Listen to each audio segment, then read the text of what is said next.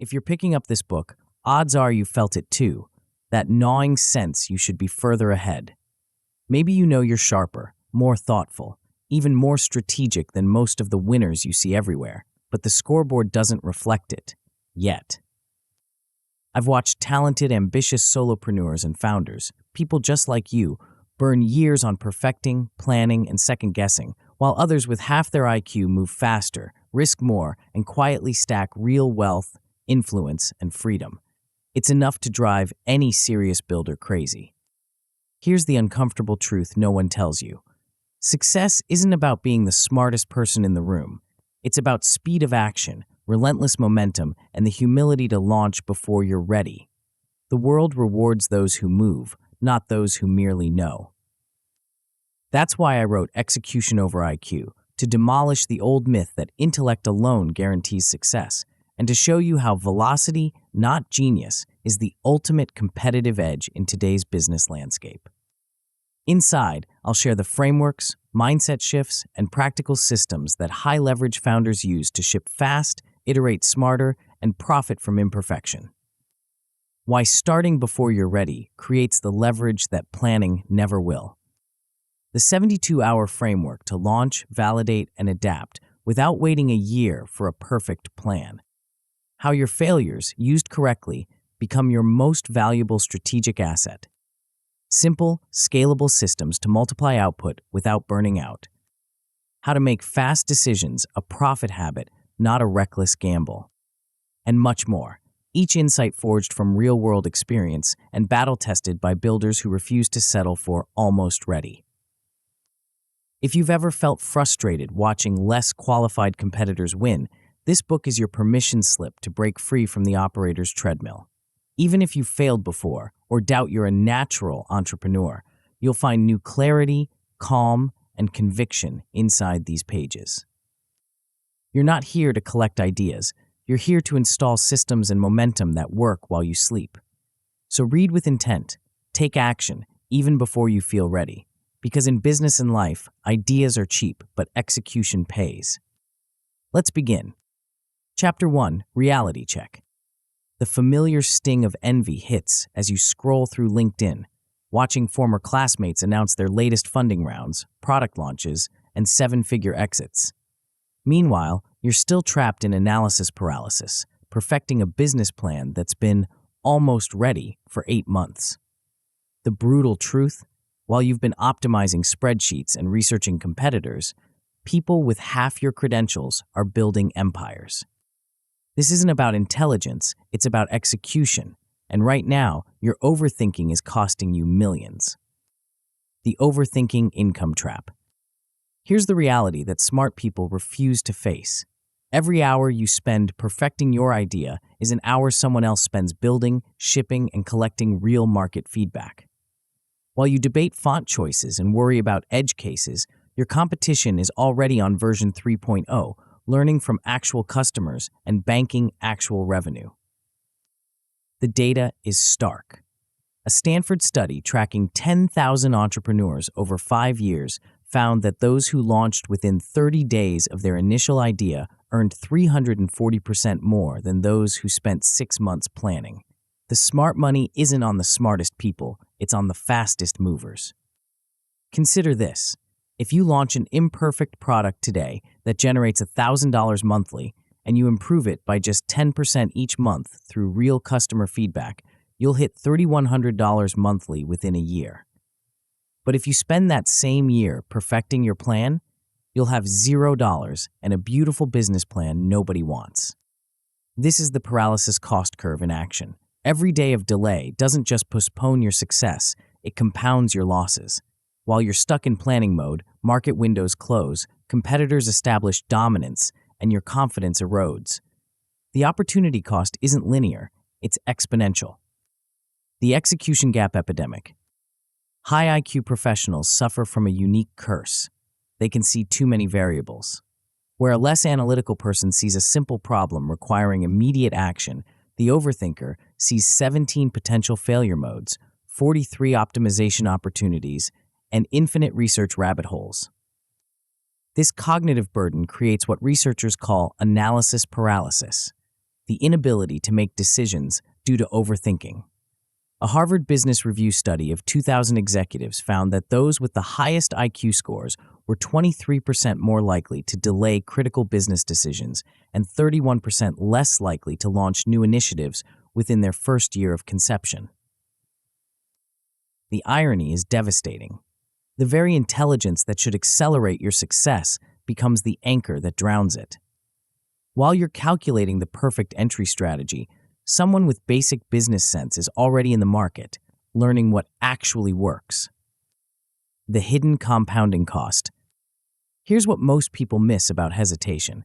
It's not just about the time you lose, it's about the compounding opportunities you forfeit.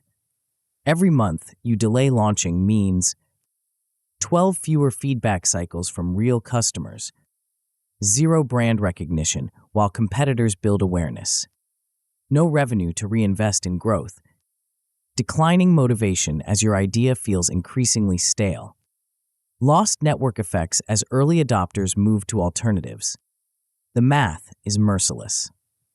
If your delayed launch costs you just 1 customer per month, and each customer has a lifetime value of $500, your 6-month planning phase doesn't just cost you $3,000 in direct revenue. It costs you the compound growth those early customers would have generated through referrals, testimonials, and product feedback. What happens when you break free? But here's the flip side, the explosive upside waiting for those who escape the overthinking trap. When you prioritize execution over perfection, 3 powerful forces align in your favor. Exponential income growth via compounding action. Every small action creates data, relationships, and opportunities that multiply.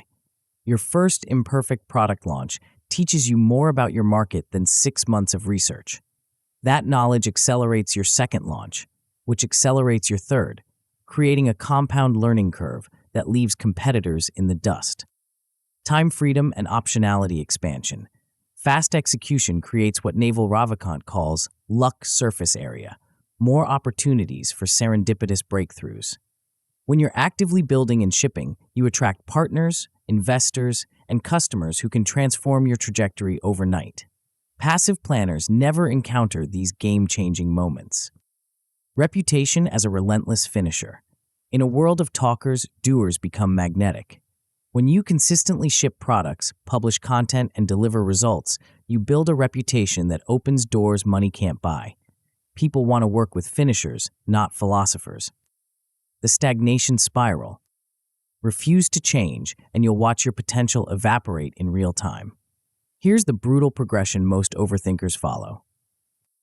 Stagnant earnings despite skill. Your technical abilities improve, but your income flatlines. You become the most qualified person in the room who never gets promoted, never launches the side business, never takes the leap. Competence without execution is just expensive entertainment. Rising regret curve and lost opportunities. Each passing month adds weight to the what-if scenarios. You'll watch former peers build the exact business you've been planning, using the exact strategies you researched but never implemented. The regret compounds daily. Declining confidence and industry relevance. As markets evolve and new players emerge, your carefully researched plans become outdated. Your confidence erodes as you realize your perfect strategy is now irrelevant. You become a spectator in your own industry. Your 14-day transformation blueprint. The first time you complete this book, you'll achieve 3 non-negotiable milestones that separate winners from wannabes. Ship 1 imperfect offer in 14 days. Not a business plan, not a prototype. A real offer that real people can buy with real money. It doesn't matter if it's rough around the edges. What matters is that it exists in the marketplace, generating feedback and revenue while your competitors are still in planning mode. Install daily decision velocity tracking. You'll begin measuring the one metric that predicts success better than IQ, education, or experience: how fast you make decisions. Winners decide quickly and course correct as needed. Losers deliberate endlessly and miss every opportunity. Replace analysis loops with action loops. Instead of researching your way to paralysis, you'll build feedback systems that turn every action into actionable intelligence. Your business becomes a learning machine that improves through iteration, not contemplation. The momentum before mastery logic. These steps follow a specific sequence designed to hack your psychology and build unstoppable momentum. Here's why this order matters. Momentum before mastery logic. Launching imperfectly creates psychological momentum that makes every subsequent action easier. Success breeds confidence. Confidence enables bigger risks, and bigger risks generate bigger rewards. Start with small wins to build the execution muscle. Psychological reward anchoring. Your brain needs immediate feedback to maintain motivation. By shipping quickly and tracking decisions daily, you create a dopamine loop that makes execution addictive. Each small victory reinforces the behavior until action becomes automatic. Risk mitigation via quick iterations. Paradoxically, moving fast reduces risk by limiting your exposure to any single bet. Instead of risking everything on one perfect launch, you make small, reversible bets that teach you what works without threatening your survival. Winners versus losers, the mindset divide. The difference between those who break through and those who break down comes down to fundamental attitudes about action and perfection. Winners embrace the action leverage principle. They understand that one imperfect action teaches more than 10 perfect plans. They're comfortable with uncertainty because they know that clarity comes through engagement, not analysis. They ship first, optimize second. Winners also exhibit what psychologists call the Dunning-Kruger advantage, enough confidence to start before they're fully qualified. This isn't ignorance, it's strategic optimism. They know that competence follows commitment, not the reverse. Losers worship at the altar of perfectionism. They believe that more research, more planning, and more preparation will somehow eliminate risk. They confuse motion with progress, spending months on activities that feel productive but generate zero market feedback. Losers suffer from credential worship, the belief that they need more qualifications before they can succeed. They're waiting for permission that will never come, seeking certainty in an uncertain world. Proof from the real world. The most successful entrepreneurs in history validate this execution over intelligence principle. Richard Branson started Virgin Records with no music industry experience, dyslexia that made reading difficult, and a simple insight: students wanted cheaper records. Instead of researching the market for years, he placed a single classified ad and started selling records by mail. That imperfect beginning grew into a global empire, spanning airlines, space travel, and telecommunications. Branson's superpower wasn't intelligence, it was the willingness to start before he was ready. Sarah Blakely had no fashion experience, no business degree, and no connections when she cut the feet off her pantyhose and created the first Spanx prototype. She didn't spend years studying the undergarment industry or raising venture capital. She invested her $5,000 savings, drove to hosiery mills personally, and pitched department stores herself. Her bias toward action over analysis built a billion-dollar company. Damon John started FUBU with $40 and a simple observation: hip-hop artists needed clothing that reflected their culture. Instead of developing a comprehensive business plan, he sewed 40 hats in his mother's basement and sold them on the street. That single imperfect action taught him more about his market than any focus group could. Today, FUBU is a global brand, and John is a Shark Tank investor worth $350 million. Notice the pattern. None of these entrepreneurs waited until they were qualified. They started with bias toward action, learned through iteration, and scaled through execution. Their success came not from superior intelligence, but from superior speed. The action leverage principle. This brings us to the foundational concept that will guide every strategy in this book, the action leverage principle. Simply stated, one well-placed action creates more value than 10 perfect plans. This principle works because action generates three things that planning cannot.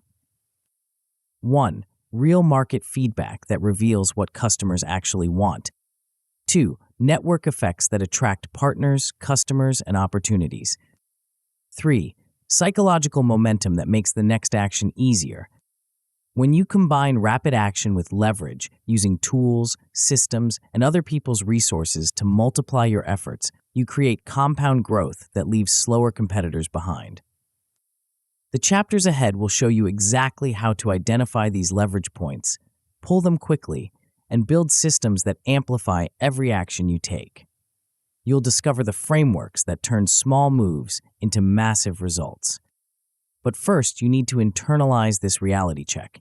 Your intelligence is not your advantage. Your execution speed is. The market doesn't reward the smartest player, it rewards the fastest learner. And learning only happens through action. The choice is yours. You can spend another month perfecting your plan while someone else builds your future. Or you can close this chapter, pick one small action, and take it today. The next chapter reveals how to identify the specific leverage points that turn small actions into exponential results, but only if you're ready to move beyond analysis and into the arena where fortunes are made. Before we continue, make sure to subscribe to Grow to the Top and activate notifications to receive more self-improvement tips that will supercharge your growth. And make sure to give this video a thumbs up and share it with your friends. It really helps the channel grow. Thank you for your support. Chapter 2, Action Leverage. Picture this. Two entrepreneurs launch competing businesses on the same day. Both are equally smart, equally motivated, and equally funded. 6 months later, one is pulling in $50,000 monthly while working 20 hours a week. The other is grinding 80-hour weeks for $5,000 monthly and burning out fast. What's the difference? The successful entrepreneur discovered something that most people miss entirely, a hidden multiplier that turns ordinary actions into extraordinary results. It's not about working harder. It's not about being smarter. It's about understanding a fundamental law of wealth creation that Archimedes discovered over 2,000 years ago. Give me a lever long enough and a fulcrum on which to place it, and I shall move the world, the ancient mathematician declared. He wasn't just talking about physics. He was revealing the secret that separates those who struggle from those who soar. The multiplier effect that changes everything. Here's what most people get wrong about success. They think it's about effort. Work harder, hustle more, grind longer. But that's the path to burnout, not breakthrough. The real game is about leverage, finding ways to make your actions multiply instead of just accumulate. Think about it this way. When you trade time for money, you're stuck in a linear equation. 1 hour equals 1 unit of output. But when you create leverage, you break that equation entirely. 1 hour of effort can generate results that compound for months or years. This isn't theoretical, it's mathematical. When Mr. Beast spent 3 months creating his $456,000 Squid Game in real life video, he wasn't just making content, he was building a lever.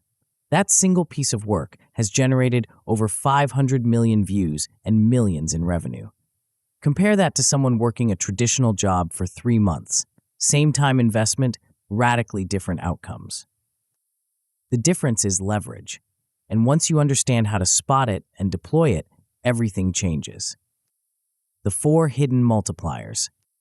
Most people think leverage is complicated, reserved for tech billionaires and Wall Street titans. They're wrong.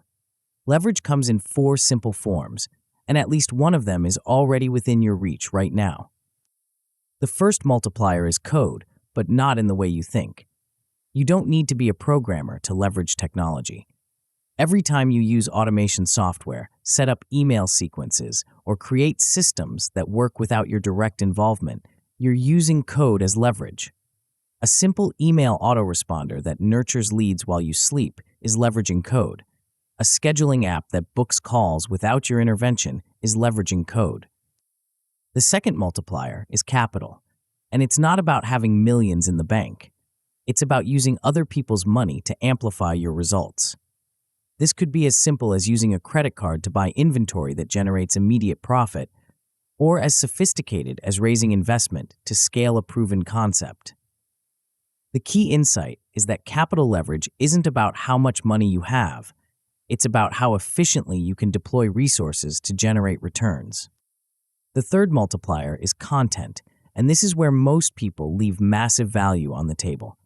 Every piece of content you create, whether it's a blog post, video, podcast, or social media update, has the potential to work for you indefinitely. Write one great article, and it can attract customers for years. Create one compelling video, and it can generate leads while you're on vacation. Content is the ultimate leverage because it scales infinitely without additional effort.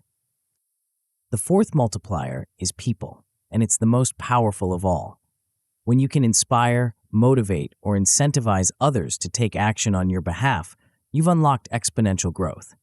This doesn't just mean hiring employees.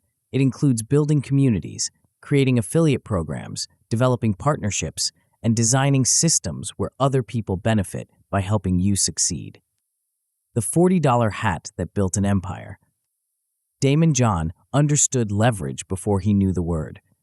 When he started Fubu in his mother's basement, he didn't have capital, connections, or credentials. What he had was a clear understanding of how small actions could create massive results. His first move was brilliant in its simplicity. Instead of trying to compete with established fashion brands on their terms, he identified an underserved market: hip-hop artists who wanted clothing that reflected their culture. Then he made 40 hats for $40 and started selling them on the street. But here's where the leverage kicked in. John didn't just sell hats. He gave them to influential rappers and convinced them to wear Fubu in their music videos. Suddenly, his $40 investment was being promoted to millions of viewers by the most credible voices in his target market. He had leveraged people, specifically influential people, to amplify his message far beyond what any advertising budget could achieve. That single action created a cascade of results. The music video appearances generated demand. The demand attracted retail partners. The retail partnerships provided capital for expansion. Each lever pulled the next one, creating a compound effect that transformed a basement operation into a global brand worth hundreds of millions. John's story illustrates a crucial principle. Leverage isn't about having resources. It's about using the resources you have in ways that multiply their impact. He didn't need a massive marketing budget because he found a way to get his marketing done by people who were already reaching his ideal customers. The Naval Ravikant approach. Naval Ravikant took a different path to the same destination. As an angel investor, he discovered that small investments in the right startups could generate returns that dwarfed traditional business models. But his real genius wasn't in picking winners. It was in understanding how to leverage his knowledge and network to create multiple streams of compound returns. Instead of just investing money, Ravikant began sharing his insights publicly through podcasts, Twitter, and essays. This content attracted entrepreneurs who wanted his advice, creating deal flow for his investments. The investments that succeeded gave him credibility, which attracted more entrepreneurs and better deals. The cycle compounded. But Ravikant didn't stop there. He leveraged his growing reputation to create AngelList, a platform that democratized startup investing. Now, instead of just making his own investments, he was facilitating thousands of investments by others and taking a percentage of each one. He had leveraged technology and people to scale his impact far beyond what he could achieve individually. The pattern is clear. Identify what you're good at. Find ways to amplify it through the 4 multipliers, then use the results to create even more leverage. It's a flywheel that accelerates with each rotation. The leverage myths that keep you stuck. Most people never discover leverage because they're trapped by myths that make it seem impossible or unethical. Let's destroy these myths right now. The first myth is that you need massive funding to create leverage. This is backwards thinking. Leverage is what creates massive funding, not the other way around. Every successful entrepreneur started with limited resources and used leverage to multiply them. The constraint forces creativity, and creativity reveals leverage opportunities that abundance would obscure. The second myth is that leverage is only for tech gurus or financial wizards. This couldn't be further from the truth. A local restaurant owner who creates a signature sauce and sells it in grocery stores is using leverage. A consultant who records their best advice and sells it as an online course is using leverage. A service provider who trains others to deliver their methodology is using leverage. The principles are universal, regardless of industry or technical sophistication. The third myth is that leverage is somehow manipulative or exploitative. This reveals a fundamental misunderstanding of how value creation works. True leverage is always win-win. When Mr. Beast creates a video that entertains millions while generating revenue, everyone benefits. When a software developer creates an app that solves problems for thousands of users, everyone benefits. Leverage amplifies value creation, not value extraction. The asset mapping revolution. Now that you understand what leverage is and why it matters, let's talk about how to find it in your current situation. The secret is to stop looking for new opportunities and start examining what you already have through a leverage lens. Start with your knowledge and skills. What do you know that others would pay to learn? What problems can you solve that others struggle with? These aren't just personal assets. They're potential leverage points waiting to be activated. Your expertise can become content that works for you indefinitely. Your problem-solving ability can become systems that scale beyond your personal involvement. Next, examine your network and relationships. Who do you know that could benefit from what you offer? Who knows people that you should know? Your network isn't just a social asset, it's a leverage multiplier. Every relationship has the potential to create exponential returns through referrals, partnerships, and collaborative opportunities. Then look at your current activities and processes. What are you doing repeatedly that could be systematized, automated, or delegated? What manual tasks could be turned into scalable systems? Every inefficiency in your current operation is a leverage opportunity in disguise. Finally, consider your unique position and perspective. What combination of experiences, insights, and access do you have that others don't? This unique positioning is often your greatest source of leverage because it can't be easily replicated by competitors. The weekly leverage experiment. Here's where most people go wrong. They try to implement leverage everywhere at once and end up implementing it nowhere effectively. The smart approach is to run one leverage experiment per week, measure the results, and double down on what works. Choose one underutilized asset from your mapping exercise and design a simple test to activate its leverage potential. If you have expertise that others need, create one piece of content that demonstrates that expertise and see how it performs. If you have a process that could be systematized, document it and test whether others can execute it successfully. If you have relationships that could generate referrals, reach out to 3 people and ask for introductions. The key is to make each experiment small enough to complete in a week, but significant enough to generate measurable results. You're not trying to transform your entire business overnight. You're trying to identify which leverage points have the highest potential return on investment. Track everything. How much time did the experiment take? What results did it generate? What did you learn about your market, your assets, or your approach? This data becomes the foundation for your next experiment and the fuel for your leverage flywheel. The automation before delegation principle. One of the most powerful leverage strategies is also one of the most misunderstood. Most people think delegation is the first step to scaling, but they're wrong. Automation comes first. Delegation comes second. Here's why. When you automate a process, you're forced to document it clearly, identify the decision points, and eliminate unnecessary complexity. This creates a system that works consistently, regardless of who operates it. When you delegate first, you often end up with a person-dependent process that breaks down when that person leaves. Start by identifying any task you do more than once per week. Document the exact steps, decision criteria, and quality standards. Then look for ways to automate parts of the process using technology. Finally, if human involvement is still required, delegate the remaining steps to someone else. This approach creates leverage at multiple levels. The automation reduces your time investment. The documentation creates an asset that can be reused and improved. The delegation frees you to focus on higher value activities. Each layer compounds the others. The content multiplication strategy. Content leverage is the most accessible form of leverage for most people, but it's also the most misused. Most people create content once and hope it works. Smart leveragers create content once and make it work in multiple ways. Every piece of content you create should be designed for repurposing across different channels and formats. A single insight can become a social media post, a blog article, a podcast episode, a video script, and an email newsletter. The same core value gets multiplied across different audiences and platforms. But the real leverage comes from creating content that generates compound returns.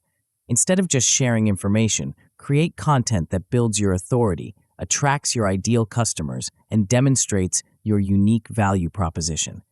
This content works for you long after you've created it, attracting opportunities and generating results while you focus on other activities. The most successful content leveragers understand that consistency beats perfection. It's better to create good content regularly than perfect content occasionally. The compound effect of consistent value creation far outweighs the marginal benefit of perfectionism.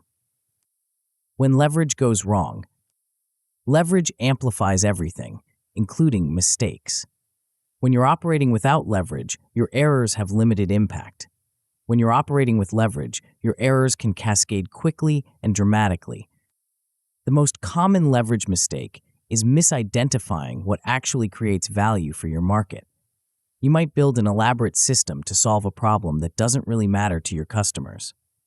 You might create content that showcases your expertise, but doesn't address your audience's urgent needs.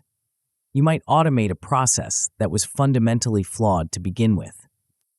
The solution is to validate your leverage experiments with real market feedback before scaling them. Test small, measure results, and only amplify what's already working. This approach limits your downside while preserving your upside potential. Another common mistake is trying to leverage too many things simultaneously. Leverage requires focus to be effective. When you spread your attention across multiple leverage experiments, you dilute your results and complicate your measurement. Better to master one form of leverage before adding others. The final mistake is confusing activity with leverage. Just because you're busy doesn't mean you're creating leverage. Just because you're using technology doesn't mean you're automating effectively. Just because you're creating content doesn't mean it's working for you. Leverage is measured by results, not effort. The compound effect in action. When you start implementing leverage correctly, something magical happens. Your results begin to compound in ways that seem almost unfair to outside observers.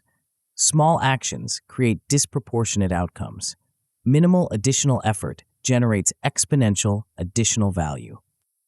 This is what separates those who break through from those who burn out. The breakthrough crowd understands that success isn't about working harder, it's about working in ways that multiply your impact. They've learned to spot leverage opportunities, deploy them systematically, and measure their compound effects. The burnout crowd keeps grinding in linear fashion, trading time for money and effort for results.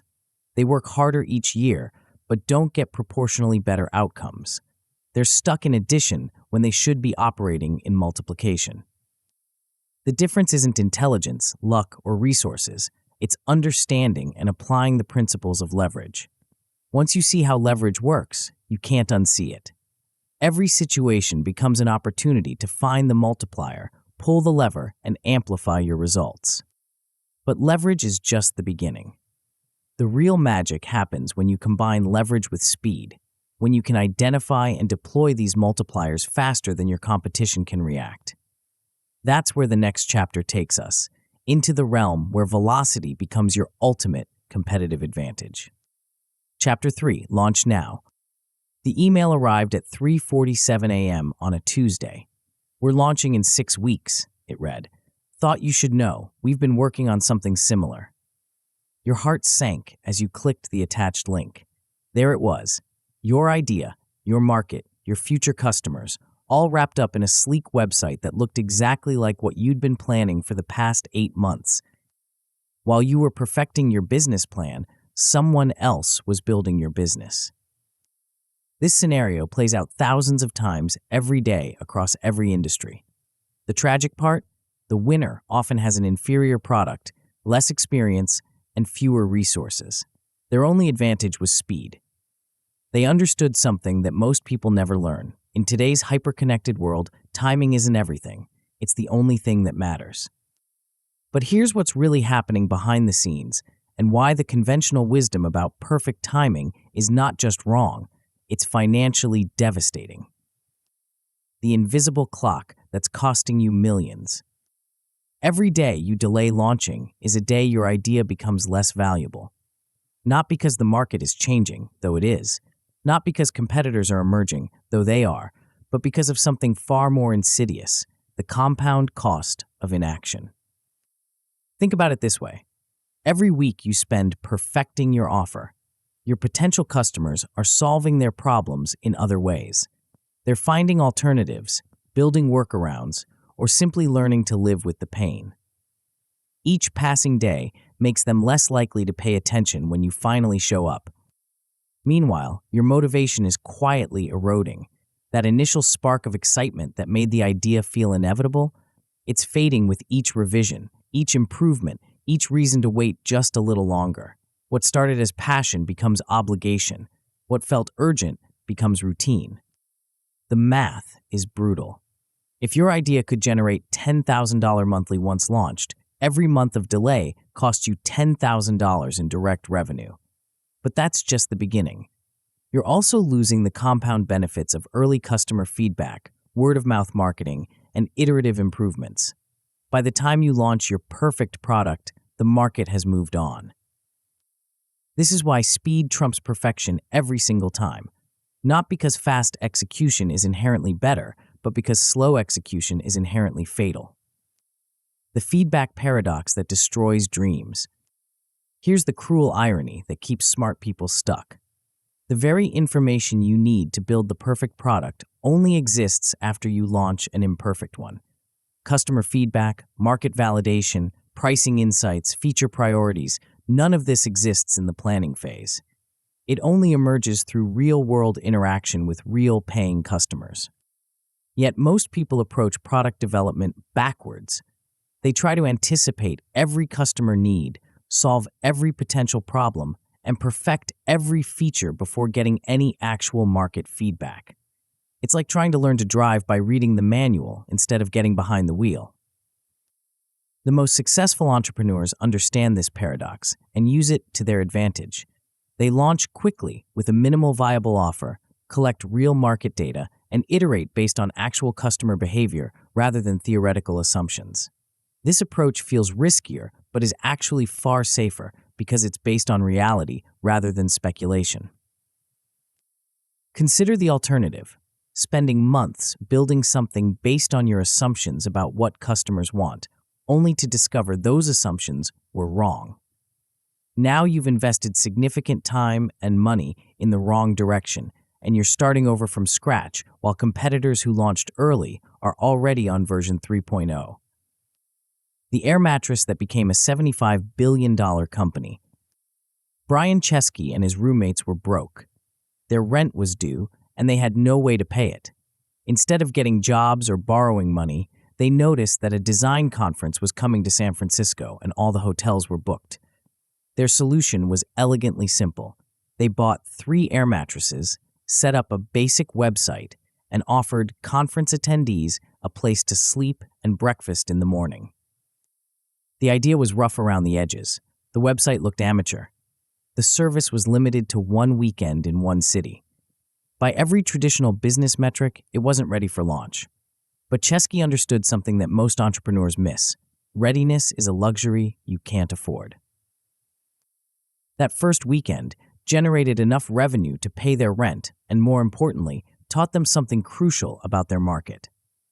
People weren't just looking for cheap accommodation. They wanted authentic local experiences. This insight, which only came through actual customer interaction, became the foundation for what would eventually become Airbnb. But here's the part of the story that most people miss. Chesky didn't wait until he had a perfect platform, professional photography, or legal frameworks for international expansion. He started with air mattresses and cereal boxes. Each iteration taught him something new about his customers, his market, and his business model. The learning compounded with each launch. Today, Airbnb is valued at over $75 billion and has fundamentally changed how people travel. But it started with 3 air mattresses and the willingness to launch before everything was perfect.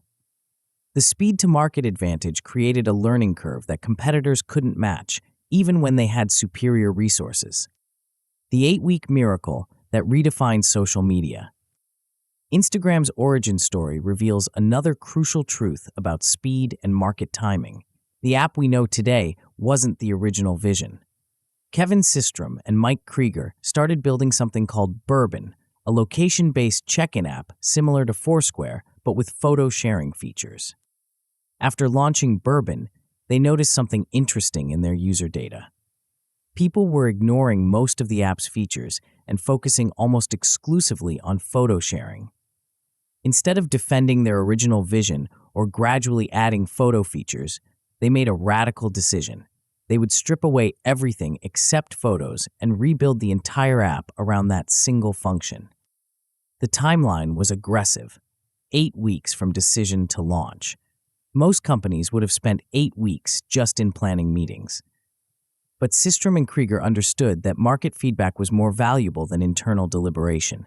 They had real user behavior data showing them exactly what people wanted, and they moved fast to give it to them.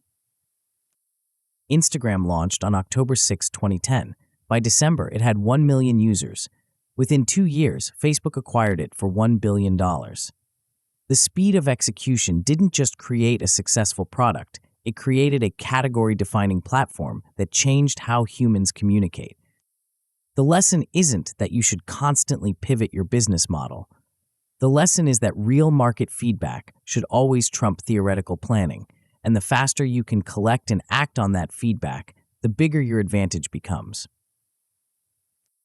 The perfect product delusion. The biggest myth holding back potential entrepreneurs is the belief that products need to be perfect before they can be marketed.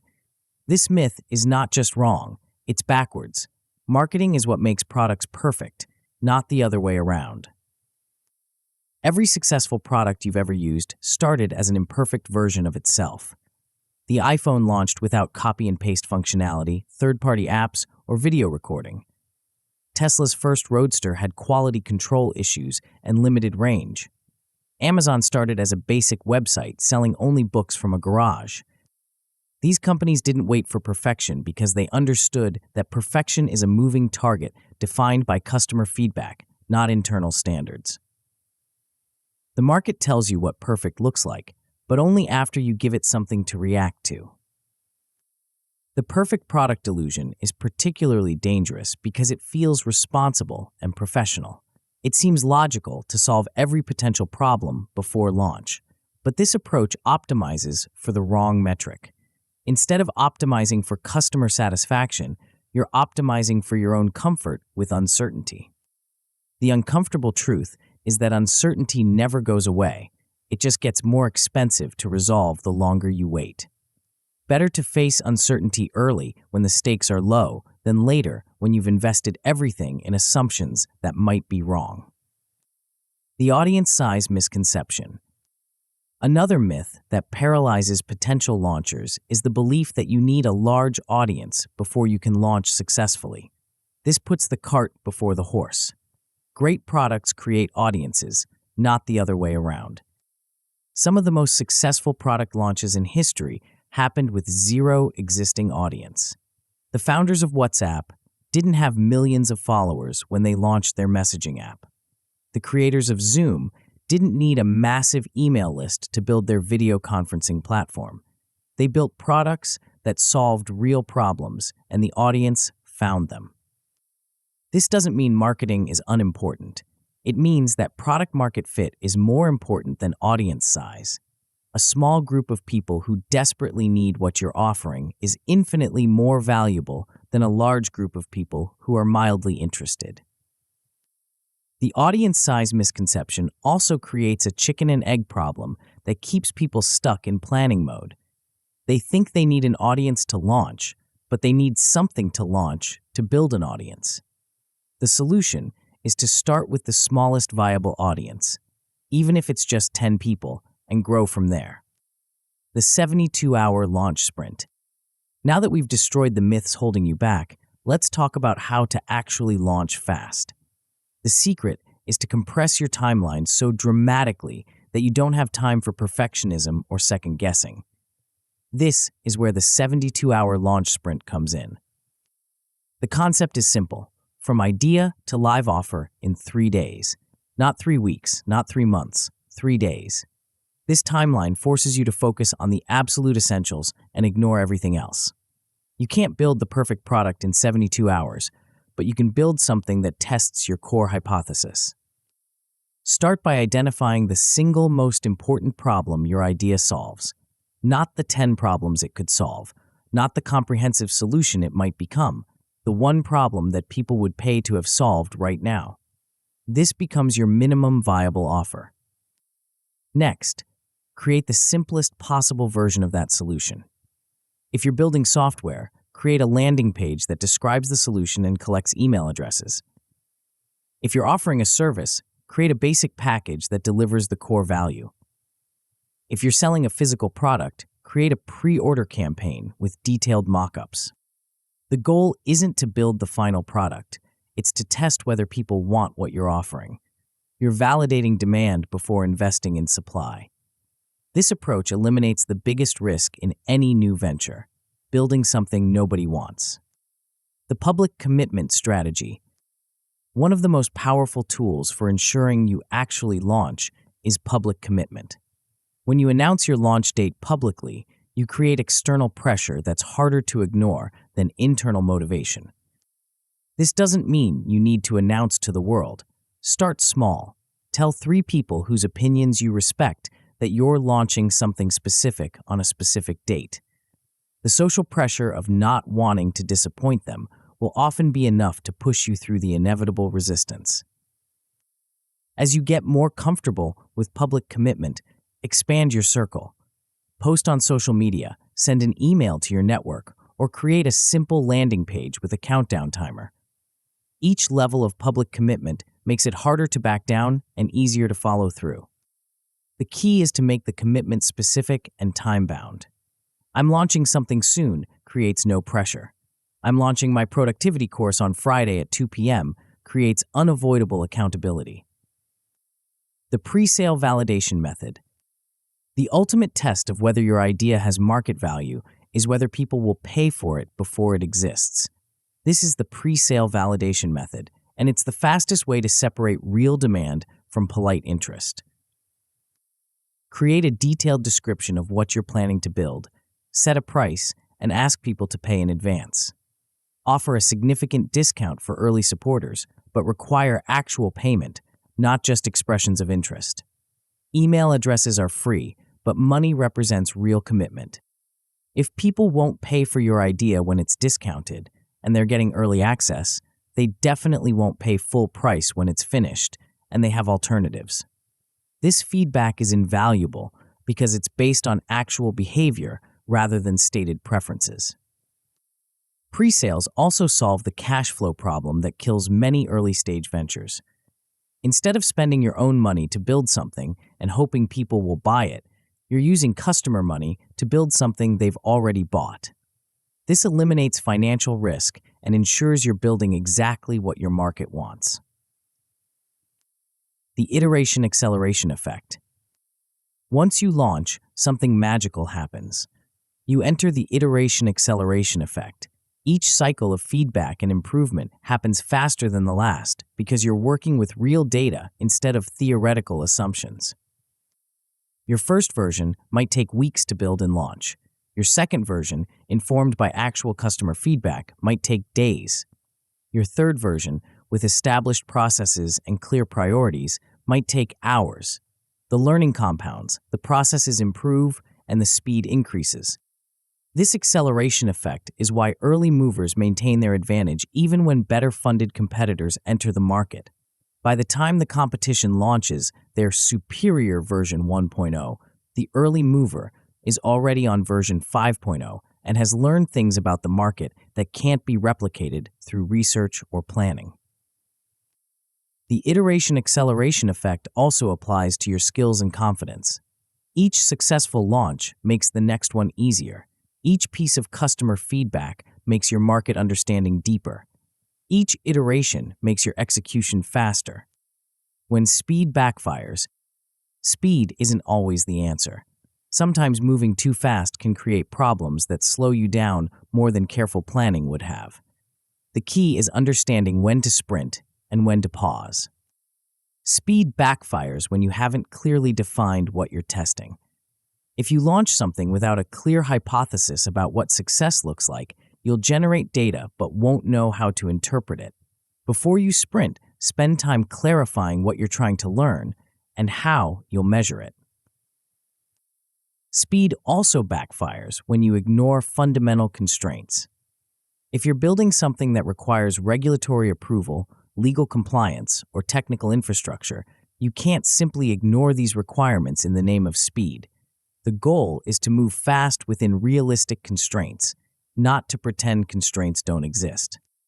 Finally, speed backfires when it becomes an excuse for sloppy execution. Moving fast doesn't mean moving carelessly. It means focusing intensely on the most important elements while temporarily ignoring less critical details. The difference is intentionality. The compound advantage of early action. When you consistently launch fast, you develop what I call the compound advantage of early action. Each quick launch teaches you something about your market, your customers, and your own capabilities. This knowledge compounds over time, creating an understanding that can't be replicated by competitors who move more slowly. The compound advantage explains why some entrepreneurs seem to have an unfair ability to spot opportunities and execute quickly.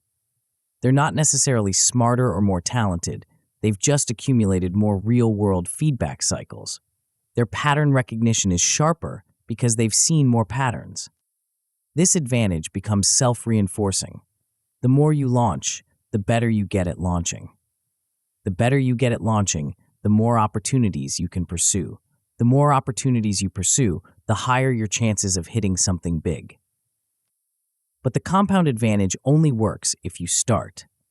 Every day you delay is a day you're not accumulating the experience that creates the advantage. Your competitors who are launching imperfect products today are building the skills and knowledge that will make them unstoppable tomorrow. The question isn't whether you're ready to launch. The question is whether you're ready to start learning. And learning only happens when you put something real into the world and see how the world responds. But speed without direction is just chaos. The next chapter reveals how to turn your inevitable failures into fuel for exponential growth, and why the entrepreneurs who fail fastest often win biggest. Chapter 4. Fail Forward. The rejection letter was brutal. "Your voice isn't right for television," it read. "You're too emotional, too invested in your stories. Our viewers want objectivity, not passion." At 23, Oprah Winfrey had just been fired from her first television job as a news anchor in Baltimore. Her boss told her she was unfit for television news. Most people would have seen this as a career-ending failure. Oprah saw it as the most valuable feedback she'd ever received. What happened next changed everything, not just for Oprah, but for how we understand the relationship between failure and success. Instead of trying to fix what her boss saw as flaws, she leaned into them. That excessive emotion became the foundation of empathetic interviewing. That overinvestment in stories became the hallmark of authentic connection with audiences. The firing that was supposed to end her television career actually launched it. But here's what most people miss about this story. Oprah didn't just bounce back from failure, she weaponized it. She turned her biggest professional disaster into her greatest competitive advantage. This isn't luck. It's a learnable skill that separates those who break through from those who break down. And once you understand how it works, every setback becomes a setup for something bigger. The hidden accelerator that disguises itself as disaster. Most people treat failure like a disease to be avoided at all costs. They build elaborate plans to prevent it, create safety nets to minimize it, and feel shame when it inevitably happens.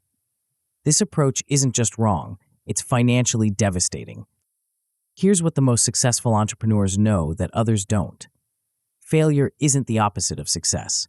It's the raw material of success. Every failure contains information that can't be obtained any other way.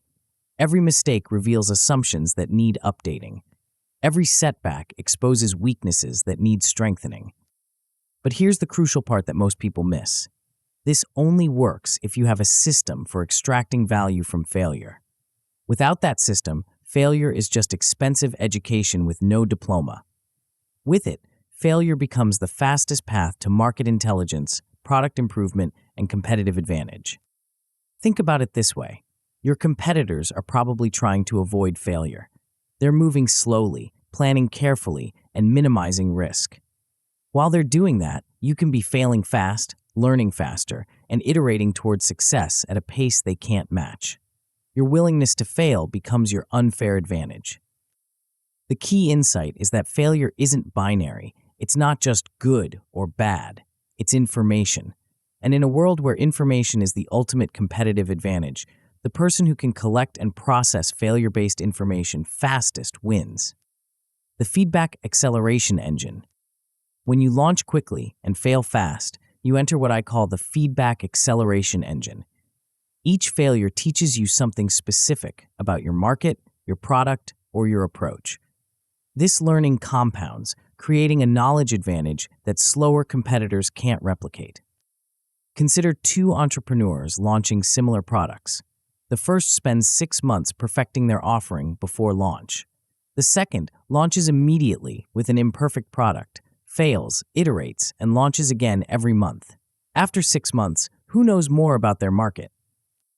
The perfectionist has one data point, how their carefully crafted product performs at launch. The iterative entrepreneur has 6 data points, each one building on the lessons from the previous failure. They've tested different pricing strategies, messaging approaches, and feature sets. They've learned which customer segments respond best and which marketing channels work most effectively. More importantly, they've built psychological resilience. Each failure has made them more comfortable with uncertainty and more confident in their ability to adapt. They've developed what psychologists call failure immunity, the ability to extract value from setbacks without being emotionally derailed by them. This is why some entrepreneurs seem to have an almost supernatural ability to spot opportunities and execute quickly. They're not necessarily smarter or more talented, they've just accumulated more failure-based learning cycles. Their pattern recognition is sharper because they've seen more patterns, including the ones that don't work. The Edison methodology. Thomas Edison understood the value of systematic failure better than perhaps any inventor in history. When developing the incandescent light bulb, he didn't just try different materials randomly, he created a systematic process for testing, documenting, and learning from each failed attempt. Edison tested over 1,000 different materials for the light bulb filament. Each failure taught him something specific about conductivity, durability, or cost-effectiveness. He famously said, "I have not failed. I've just found 10,000 ways that won't work." But the real genius wasn't his optimism, it was his methodology. Edison kept detailed records of every experiment. He documented not just what didn't work, but why it didn't work, and what that suggested about alternative approaches. He turned failure into a systematic learning process that accelerated innovation rather than hindering it. This methodology gave Edison a massive advantage over competitors who were trying to avoid failure. While they were being cautious and moving slowly, he was rapidly eliminating possibilities and converging on solutions. His willingness to fail fast made him one of the most prolific inventors in history, with 1,093 patents to his name. The Edison methodology works because it reframes failure from a judgment about your abilities to data about your approach. When you see failure as information rather than indictment, you can process it objectively and use it strategically. The Oprah transformation. Oprah's story reveals another crucial aspect of failing forward, the ability to reframe apparent weaknesses as hidden strengths. When she was fired from her news anchor position, she could have tried to become more objective and less emotional. Instead, she recognized that her emotional intelligence was actually her superpower. The move from news to talk shows wasn't just a career pivot. It was a strategic repositioning based on failure-derived insights. The feedback from her firing told her exactly what made her different from other television personalities. Instead of trying to eliminate those differences, she amplified them. This led to The Oprah Winfrey Show, which became the highest-rated television program of its kind and ran for 25 years. The same qualities that made her unfit for news made her perfect for connecting with audiences on a deeper level. Her failure in one context became her foundation for success in another. The lesson isn't that you should ignore feedback or refuse to improve. The lesson is that you should distinguish between feedback about your approach and feedback about your core strengths. Sometimes the thing that makes you fail in one context is exactly what will make you succeed in another. Oprah's transformation also demonstrates the importance of speed in processing failure.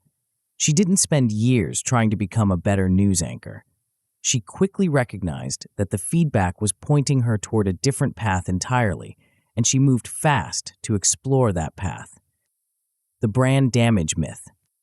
One of the biggest myths that keeps people from failing forward is the belief that failure permanently damages your brand or reputation. This myth is not just wrong, it's backwards. In most cases, how you handle failure builds your brand more effectively than avoiding failure ever could. Customers, investors, and partners don't expect perfection. They expect honesty and adaptability. When you fail publicly and handle it well, you demonstrate resilience, transparency, and commitment to improvement. These qualities are far more valuable than a perfect track record that suggests you've never taken meaningful risks. Consider the companies that have built strong brands, partly through how they've handled failures. Amazon's Fire Phone was a spectacular flop, but Amazon's willingness to acknowledge the failure and learn from it reinforced their reputation as an innovative company willing to take risks. Tesla's early production challenges didn't hurt their brand. They demonstrated their commitment to pushing boundaries. The key is to fail forward rather than just failing. This means extracting and sharing the lessons from your failures, showing how they've made you stronger or smarter, and demonstrating that you're using the experience to serve your customers better. Public failure can actually accelerate trust building because it shows you're human, honest, and committed to continuous improvement. People connect with authenticity more than perfection, and authentic brands command premium pricing and customer loyalty. The weekly learning ritual. To turn failure into a systematic advantage, you need a structured process for extracting and applying lessons. This is where the weekly post-mortem ritual comes in. Every week, regardless of whether you've had obvious failures or not, you examine what didn't work as expected and why. The ritual has 3 components: what happened, why it happened, and what you'll do differently next time. But the key is to approach this analysis without blame or judgment. You're not trying to assign fault. You're trying to extract intelligence. Start by identifying anything that didn't go according to plan, no matter how small. Maybe a marketing campaign underperformed, a customer meeting went poorly, or a product feature didn't get the response you expected. These are all data points that can inform future decisions. Next, dig into the root causes. Don't settle for surface-level explanations like the market wasn't ready or we didn't have enough resources. Push deeper. What specific assumptions were wrong? What information did you lack? What external factors did you underestimate? Finally, translate these insights into specific changes for future actions. This might mean adjusting your target market, changing your messaging, or modifying your product development process.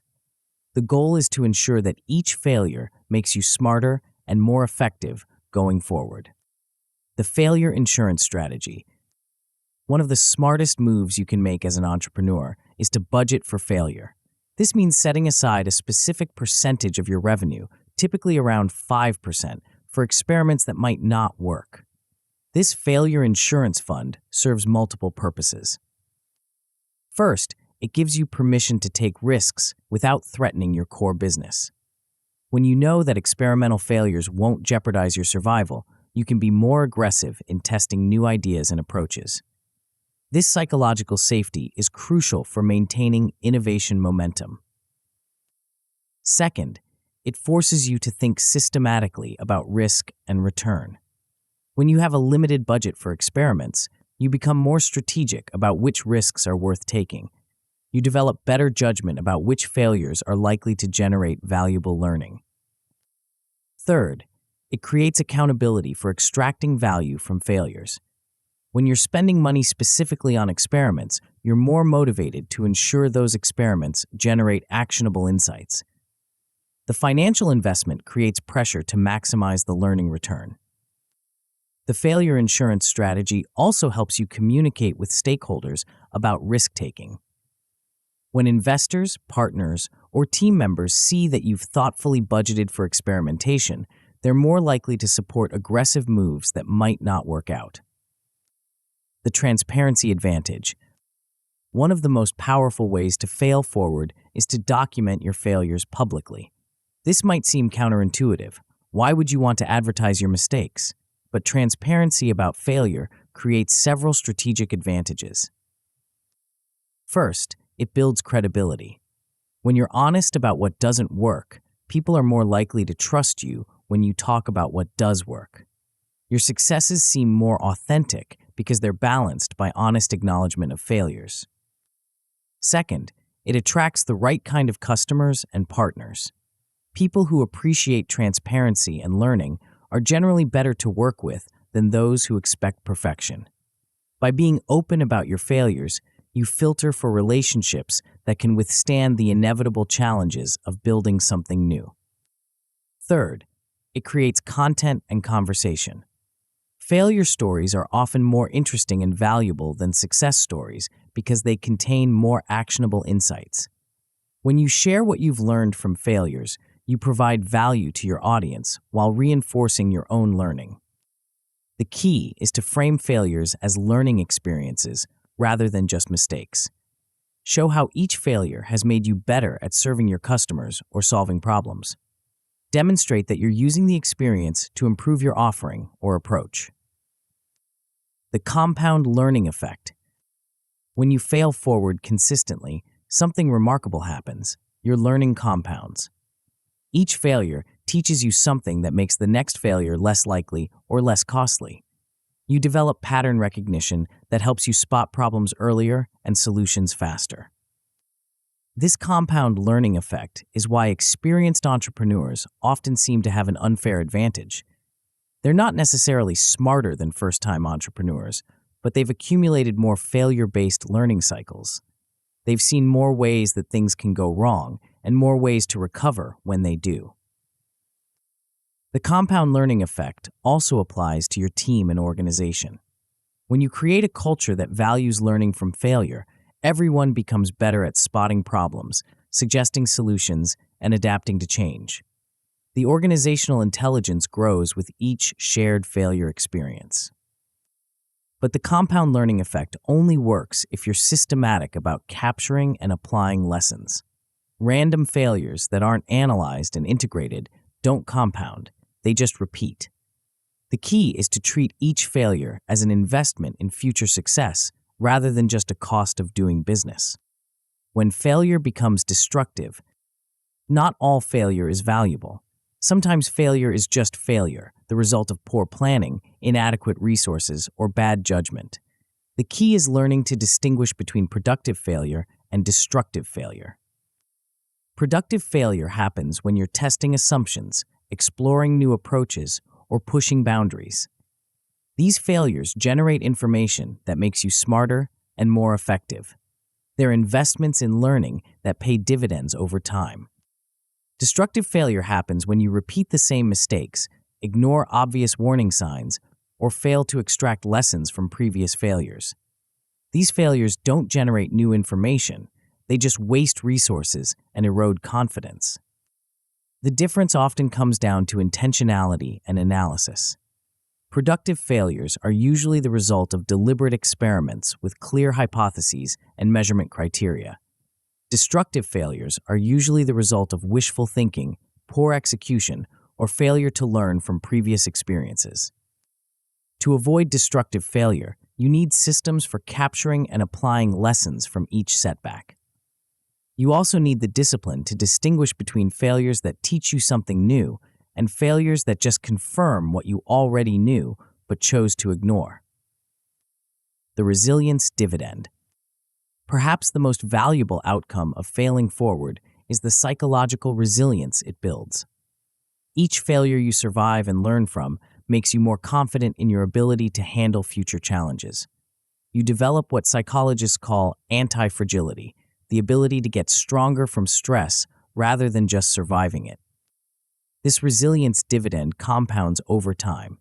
The more failures you've processed successfully, the less intimidating new risks become. You develop confidence in your ability to adapt, recover, and improve regardless of what happens. Resilience also makes you more attractive to investors, partners, and customers. People want to work with individuals who can handle adversity and uncertainty.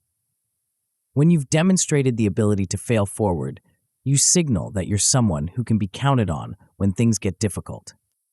The resilience dividend is particularly valuable in entrepreneurship because building something new inevitably involves setbacks and surprises. The entrepreneurs who thrive are those who can maintain momentum and optimism despite temporary failures. But resilience isn't just about bouncing back, it's about bouncing forward. Each failure should leave you not just recovered, but improved. This is the essence of failing forward, using setbacks as stepping stones rather than stumbling blocks. The entrepreneurs who master this skill develop an almost supernatural ability to turn disasters into opportunities. They see setbacks as setups, failures as feedback, and problems as puzzles to be solved. This mindset becomes their ultimate competitive advantage. But even the most resilient entrepreneurs can be derailed by one critical factor: the speed at which they make decisions.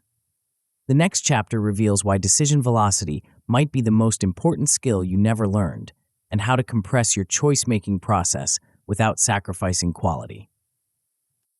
Chapter 5: Decision Speed. The meeting had been going for 3 hours.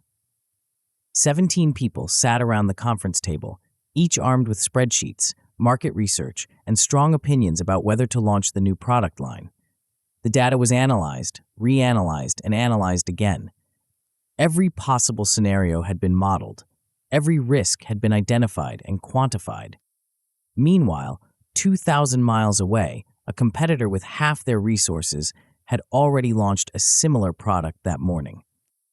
This scene plays out in boardrooms across the world every day. Smart people with access to unlimited information, paralyzed by their own intelligence. They mistake deliberation for diligence, confusing thorough analysis with good decision-making. While they're perfecting their PowerPoint presentations, their markets are moving on without them. But here's what those 17 people in that conference room didn't understand. The quality of a decision isn't determined by how long you spend making it. It's determined by how quickly you can gather the minimum viable information and act on it. And in today's hyper-accelerated business environment, speed isn't just an advantage, it's the only advantage that matters. There's a hidden metric that separates those who break through from those who break down. It's not IQ, education, or experience. It's something far simpler and far more powerful: decision velocity. The invisible profit killer. Every day you delay a decision is a day your competitors gain ground. But the cost isn't just competitive, it's mathematical. Each postponed choice creates a cascade of missed opportunities that compounds exponentially over time. Consider this. If a decision could generate $10,000 in monthly revenue, every week of delay costs you $2,500 in direct income. But that's just the beginning. You're also losing the compound benefits of early market entry, customer feedback, and iterative improvements. By the time you finally decide, the window of maximum opportunity has often closed entirely. The math becomes even more brutal when you consider opportunity cost. While you're deliberating over one decision, you're not making others. Your decision-making capacity becomes a bottleneck that constrains your entire operation. The slower you decide, the fewer opportunities you can pursue. This is why some entrepreneurs seem to have supernatural timing. They're not necessarily smarter or more intuitive, they're just faster. They understand that in a world of infinite options and limited time, the ability to choose quickly and course correct as needed beats the ability to choose perfectly every single time. The most successful people treat decision-making like a muscle that needs to be exercised daily. They've learned to compress their choice-making process without sacrificing quality. They've discovered the secret of making good decisions fast rather than perfect decisions slowly. The two-door framework that changes everything. Jeff Bezos revolutionized decision-making at Amazon with a simple but powerful framework that distinguishes between two types of decisions. Understanding this framework is crucial because it determines how much time and energy you should invest in any given choice. Type 1 decisions are irreversible or nearly irreversible. Once you make them, you have to live with the consequences for a long time. These are the big consequential choices that deserve careful consideration. Hiring key executives, choosing your business model, making major acquisitions, or entering new markets. Type 2 decisions are reversible. If you don't like the outcome, you can change course relatively easily. These include most operational choices, pricing experiments, marketing campaigns, product features, or partnership agreements.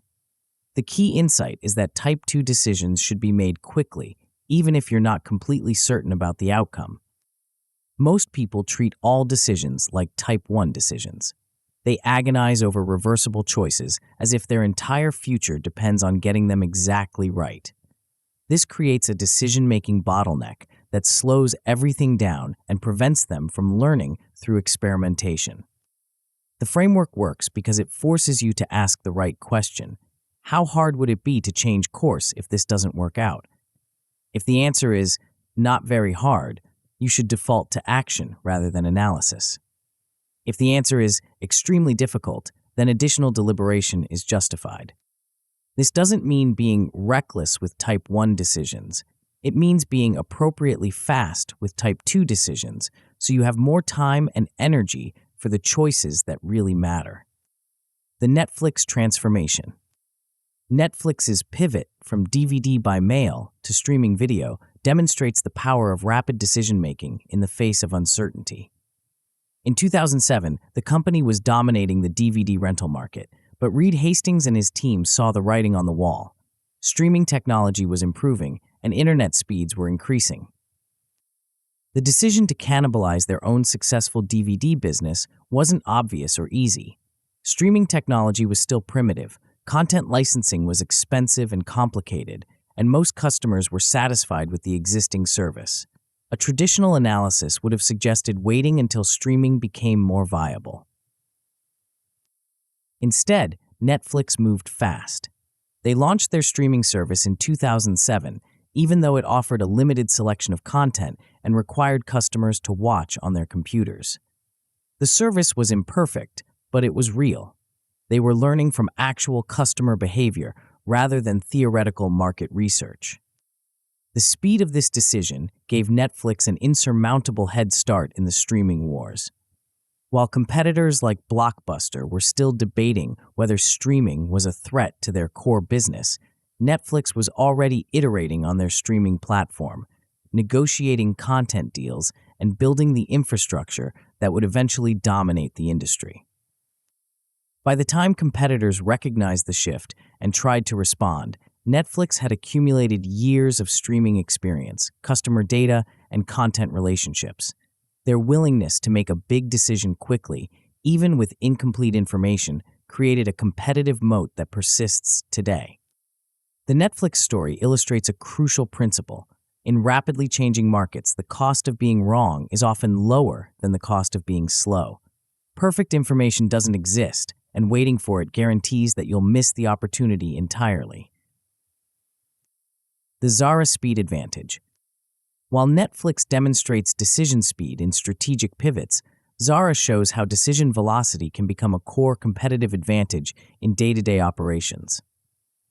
The Spanish fashion retailer has built their entire business model around making decisions faster than their competitors.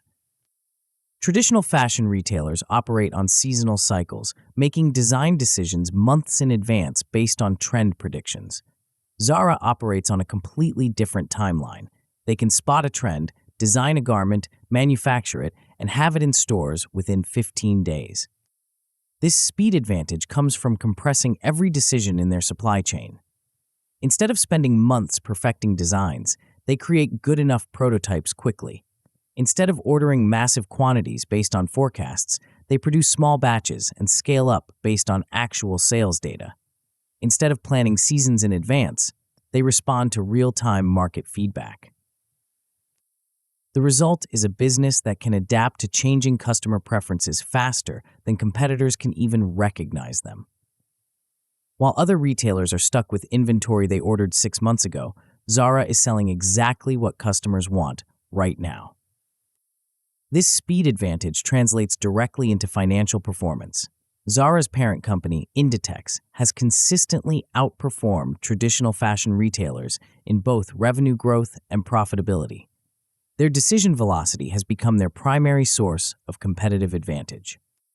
The Zara model works because they've optimized for learning speed rather than prediction accuracy. They know they can't perfectly forecast what customers will want, so they've built systems that let them respond quickly when customer preferences become clear. The data delusion. One of the biggest myths about decision-making is that more data automatically leads to better decisions. This belief keeps smart people trapped in analysis paralysis, constantly seeking additional information that rarely changes the fundamental choice. The reality is that most decisions can be made effectively with 70% of the information you think you need. The remaining 30% often doesn't change the core decision, but gathering it can delay action by weeks or months. By the time you have 100% of the information, the opportunity has usually passed. This doesn't mean ignoring data or making uninformed choices. It means understanding which information is truly necessary for the decision at hand and which is just intellectual comfort food.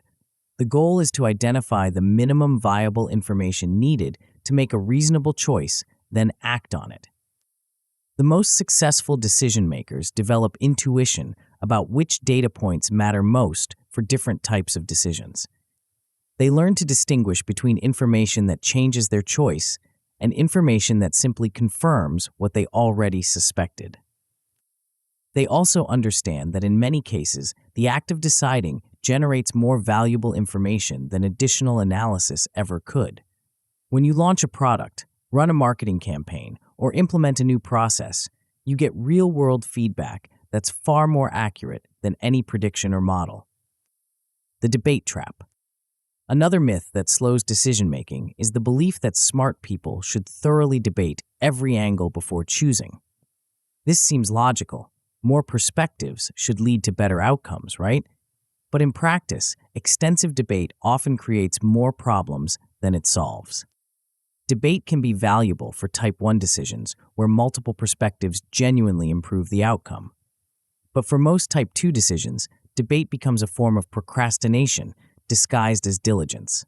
People feel productive because they're discussing the issue, but no actual progress is being made. Extended debate also creates decision fatigue. The more time and energy you invest in discussing a choice, the more important it feels, even if it's actually reversible and low stakes.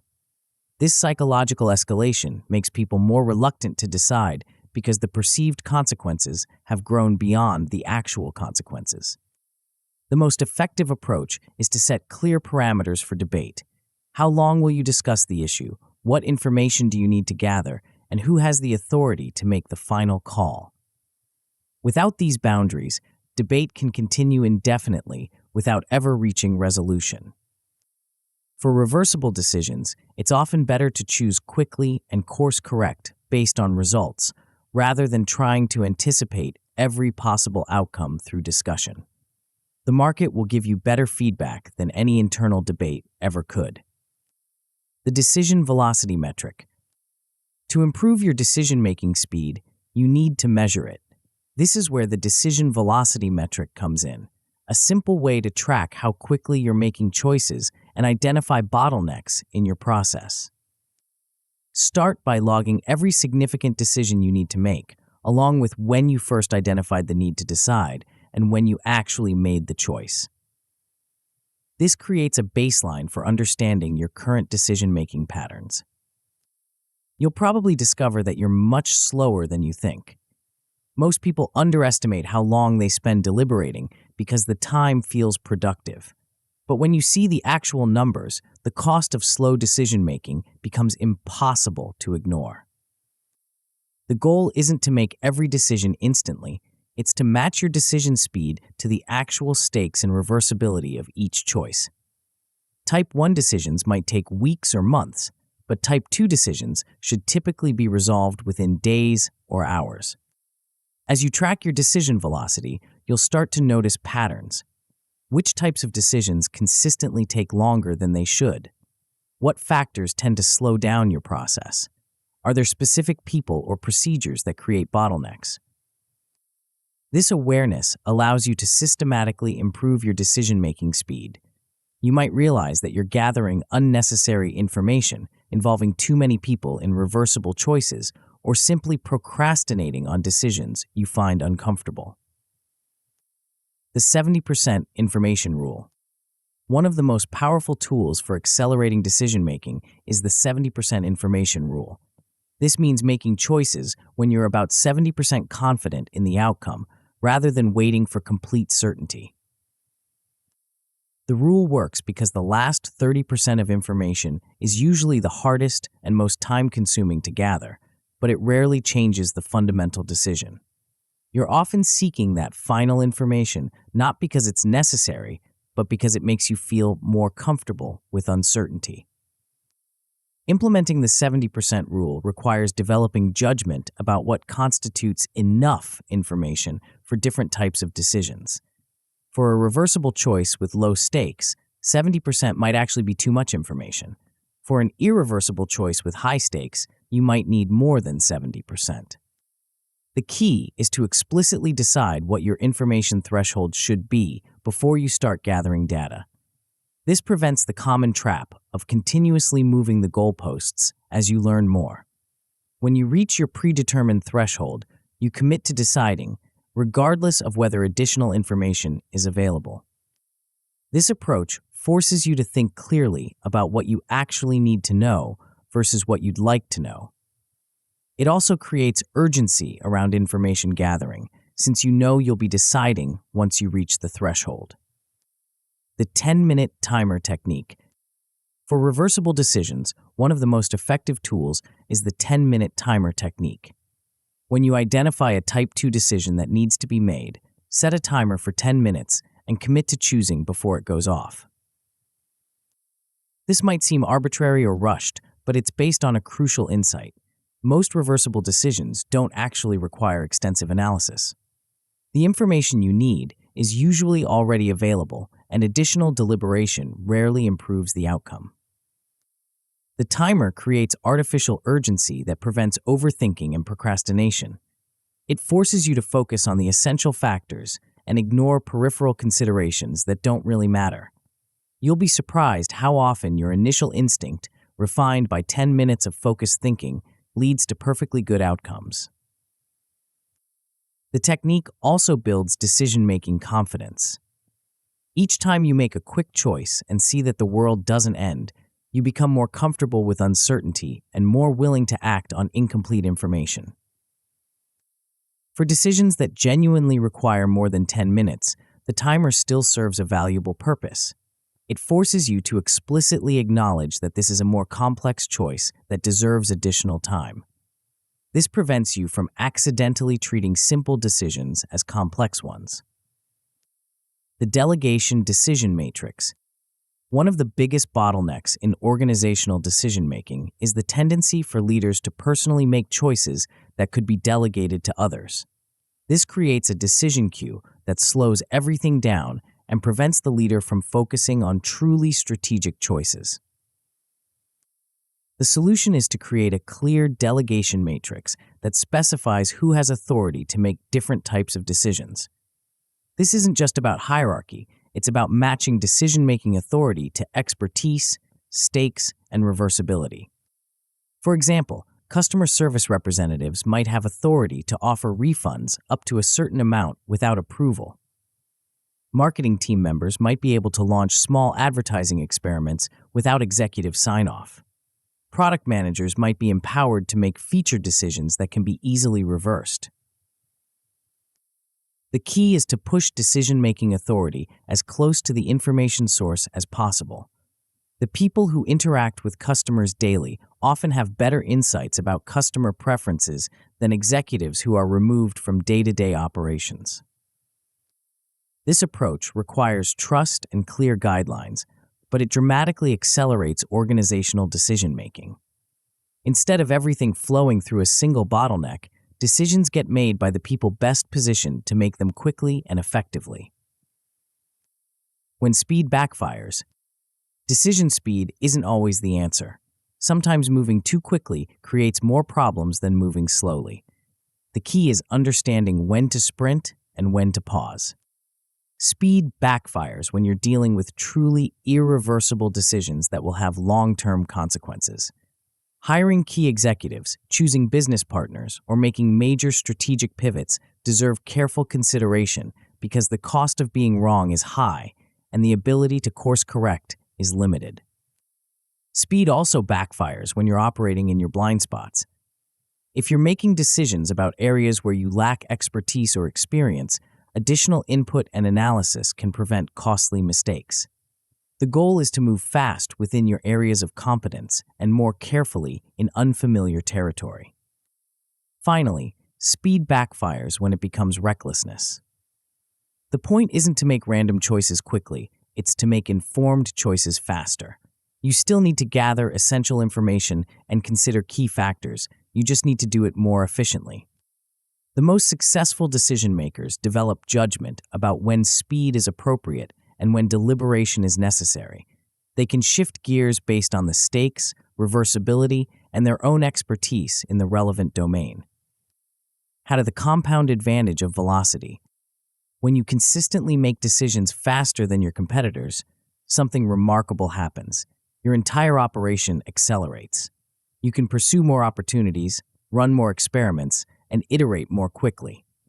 This creates a compound advantage that becomes harder for competitors to match over time. Fast decision-making also creates psychological momentum. Each quick choice builds confidence and reduces the emotional weight of future decisions. You develop a bias toward action that makes execution feel natural rather than forced. This momentum becomes self-reinforcing. The more decisions you make quickly, the better you get at identifying what information really matters. The better you get at making fast choices, the more opportunities you can pursue. The more opportunities you pursue, the more you learn about what works and what doesn't. But decision speed is just one component of execution excellence. The next chapter reveals how to turn your natural tendency toward action into an unstoppable force that attracts opportunities, resources, and results like a magnet. Chapter 6: Action Bias. The tweet was posted at 11:47 p.m. on a Sunday. Starship will attempt to reach orbit in less than 6 months, Elon Musk declared to his 100 million followers. No detailed timeline, no careful hedging, no corporate speak about potential opportunities pending further analysis. Just a bold public commitment that would either make him look like a visionary or a fool. 6 months later, Starship exploded 4 minutes into flight. Most CEOs would have been embarrassed. Most would have quietly retreated, hired consultants to analyze what went wrong, and spent months crafting careful statements about lessons learned. Musk did something different. He tweeted a video of the explosion with the caption, "Rapid Unscheduled Disassembly," At least the crater is in the right place. Then he announced the next launch date. This wasn't recklessness, it wasn't ego, it was something far more strategic, a systematic approach to turning action into advantage, momentum into magnetism, and public progress into private profit. Musk had discovered something that most people never learn. In a world of infinite talkers, relentless doers become irresistible. But there's a hidden mechanism at work here, something deeper than just taking action. It's a psychological and social flywheel that transforms ordinary activity into extraordinary opportunity. And once you understand how it works, you can engineer it into your own life and business. The momentum machine that runs on motion. Most people have the relationship between motivation and action backwards. They wait to feel motivated before they act. They seek inspiration before they start. They want certainty before they commit. This approach guarantees mediocrity because motivation is unreliable, inspiration is unpredictable, and certainty is impossible. The most successful people flip this equation entirely. They use action to create motivation rather than waiting for motivation to create action. They understand that motion generates emotion, not the other way around. When you start moving, even in small ways, your brain begins producing the neurochemical cocktail that makes you want to keep moving. This isn't just psychology, it's neuroscience. When you take action toward a goal, your brain releases dopamine, the same neurotransmitter associated with addiction. But unlike destructive addictions, action addiction creates compound benefits. Each small win makes the next action easier, more likely, and more rewarding. The momentum machine works because action creates evidence. Every time you do something, you prove to yourself that you're the kind of person who does things. This identity reinforcement makes future action feel natural rather than forced. You're not pushing yourself to act, you're simply being consistent with who you are. But the real magic happens when this internal momentum becomes visible to others. When people can see you consistently taking action, something remarkable occurs. They start to see you as someone who gets things done. This perception becomes reality as opportunities, partnerships, and resources flow toward those who demonstrate execution capability. The public progress paradox. Here's something counterintuitive. The more publicly you commit to action, the more likely you are to follow through. This seems backwards because public failure is more embarrassing than private failure. But the social pressure created by public commitment is exactly what makes it so powerful. When you announce your intentions publicly, you create what psychologists call external accountability. Your reputation becomes tied to your follow-through. This external pressure often provides the motivation that internal willpower cannot. You'll push through resistance to avoid the social cost of backing down. But public commitment does more than just motivate action. It attracts attention to your progress. When people can see you consistently delivering on your promises, they begin to view you as reliable and competent. This perception creates opportunities that would never exist if you were working in private. The paradox is that by increasing your risk of public failure, you actually decrease your likelihood of failing. The social pressure motivates better performance, and the public visibility attracts resources that make success more likely. It's a virtuous cycle that compounds over time. This is why the most successful entrepreneurs, creators, and leaders tend to be highly visible in their progress. They're not just building products or services, they're building reputations for execution. That reputation becomes their most valuable asset because it attracts everything else they need to succeed. The Musk method of magnetic action. Elon Musk's approach to public action reveals the sophisticated strategy behind what appears to be impulsive behavior. Every tweet, every deadline, every bold prediction serves multiple strategic purposes that most people miss. First, public deadlines create internal pressure that accelerates execution. When Musk announces a launch date on Twitter, he's not just informing his audience, he's forcing his own teams to work backward from that deadline. The public commitment becomes an organizing principle that aligns resources and priorities around delivery. Second, visible progress attracts talent and capital. When potential employees, investors, or partners see consistent forward motion, they want to be part of the momentum.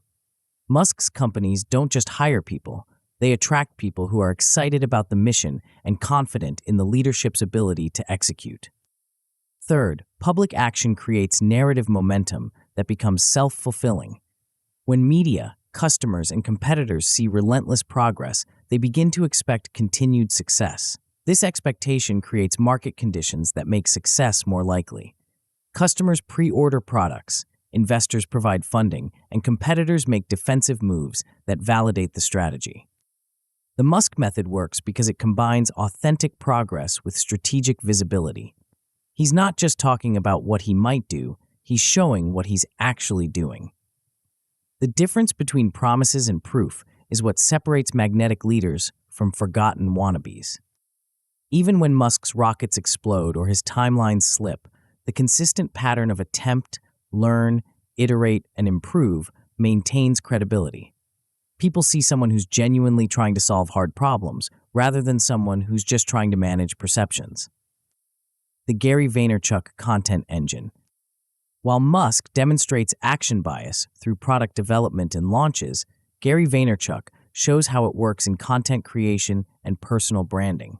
Starting with Wine Library TV in 2006, Vaynerchuk committed to creating daily video content about wine, even though he had no media experience and no guarantee anyone would watch. The commitment was audacious. One video every day, regardless of how he felt, what else was happening, or whether anyone was paying attention.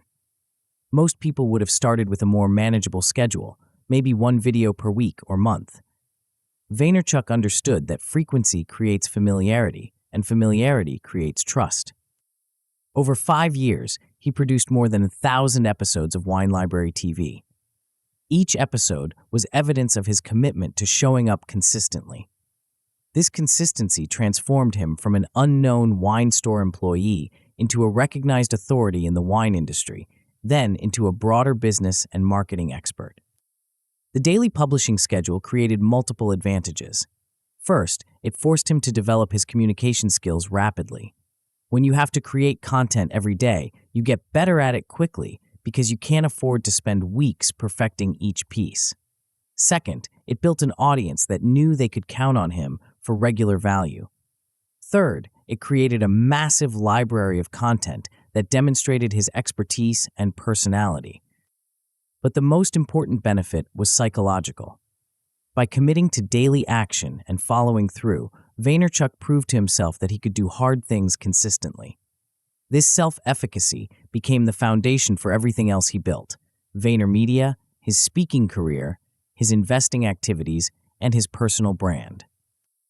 The Vaynerchuk model works because it treats content creation as a practice rather than a project. Instead of waiting for perfect ideas or ideal conditions, he made creation a daily habit. The compound effect of consistent action over time created opportunities that no amount of planning or strategizing could have generated. The hustle culture misconception. One of the biggest myths about action bias is that it inevitably leads to burnout. Critics of hustle culture argue that constant action is unsustainable and ultimately counterproductive. This criticism misses a crucial distinction between productive action and busy work. True action bias isn't about working more hours or taking on more tasks. It's about consistently taking meaningful action toward your most important goals. The key word is meaningful. Random activity that doesn't move you forward isn't action bias, it's just activity bias. The most successful practitioners of action bias are actually quite selective about where they focus their energy. They understand that not all actions are created equal, and they prioritize activities that create compound returns over time. They're not trying to do everything. They're trying to do the right things consistently. Burnout typically results from taking action without clear purpose or from pursuing too many conflicting goals simultaneously. When your actions are aligned with your priorities and you can see how each activity contributes to your larger objectives, the work feels energizing rather than draining.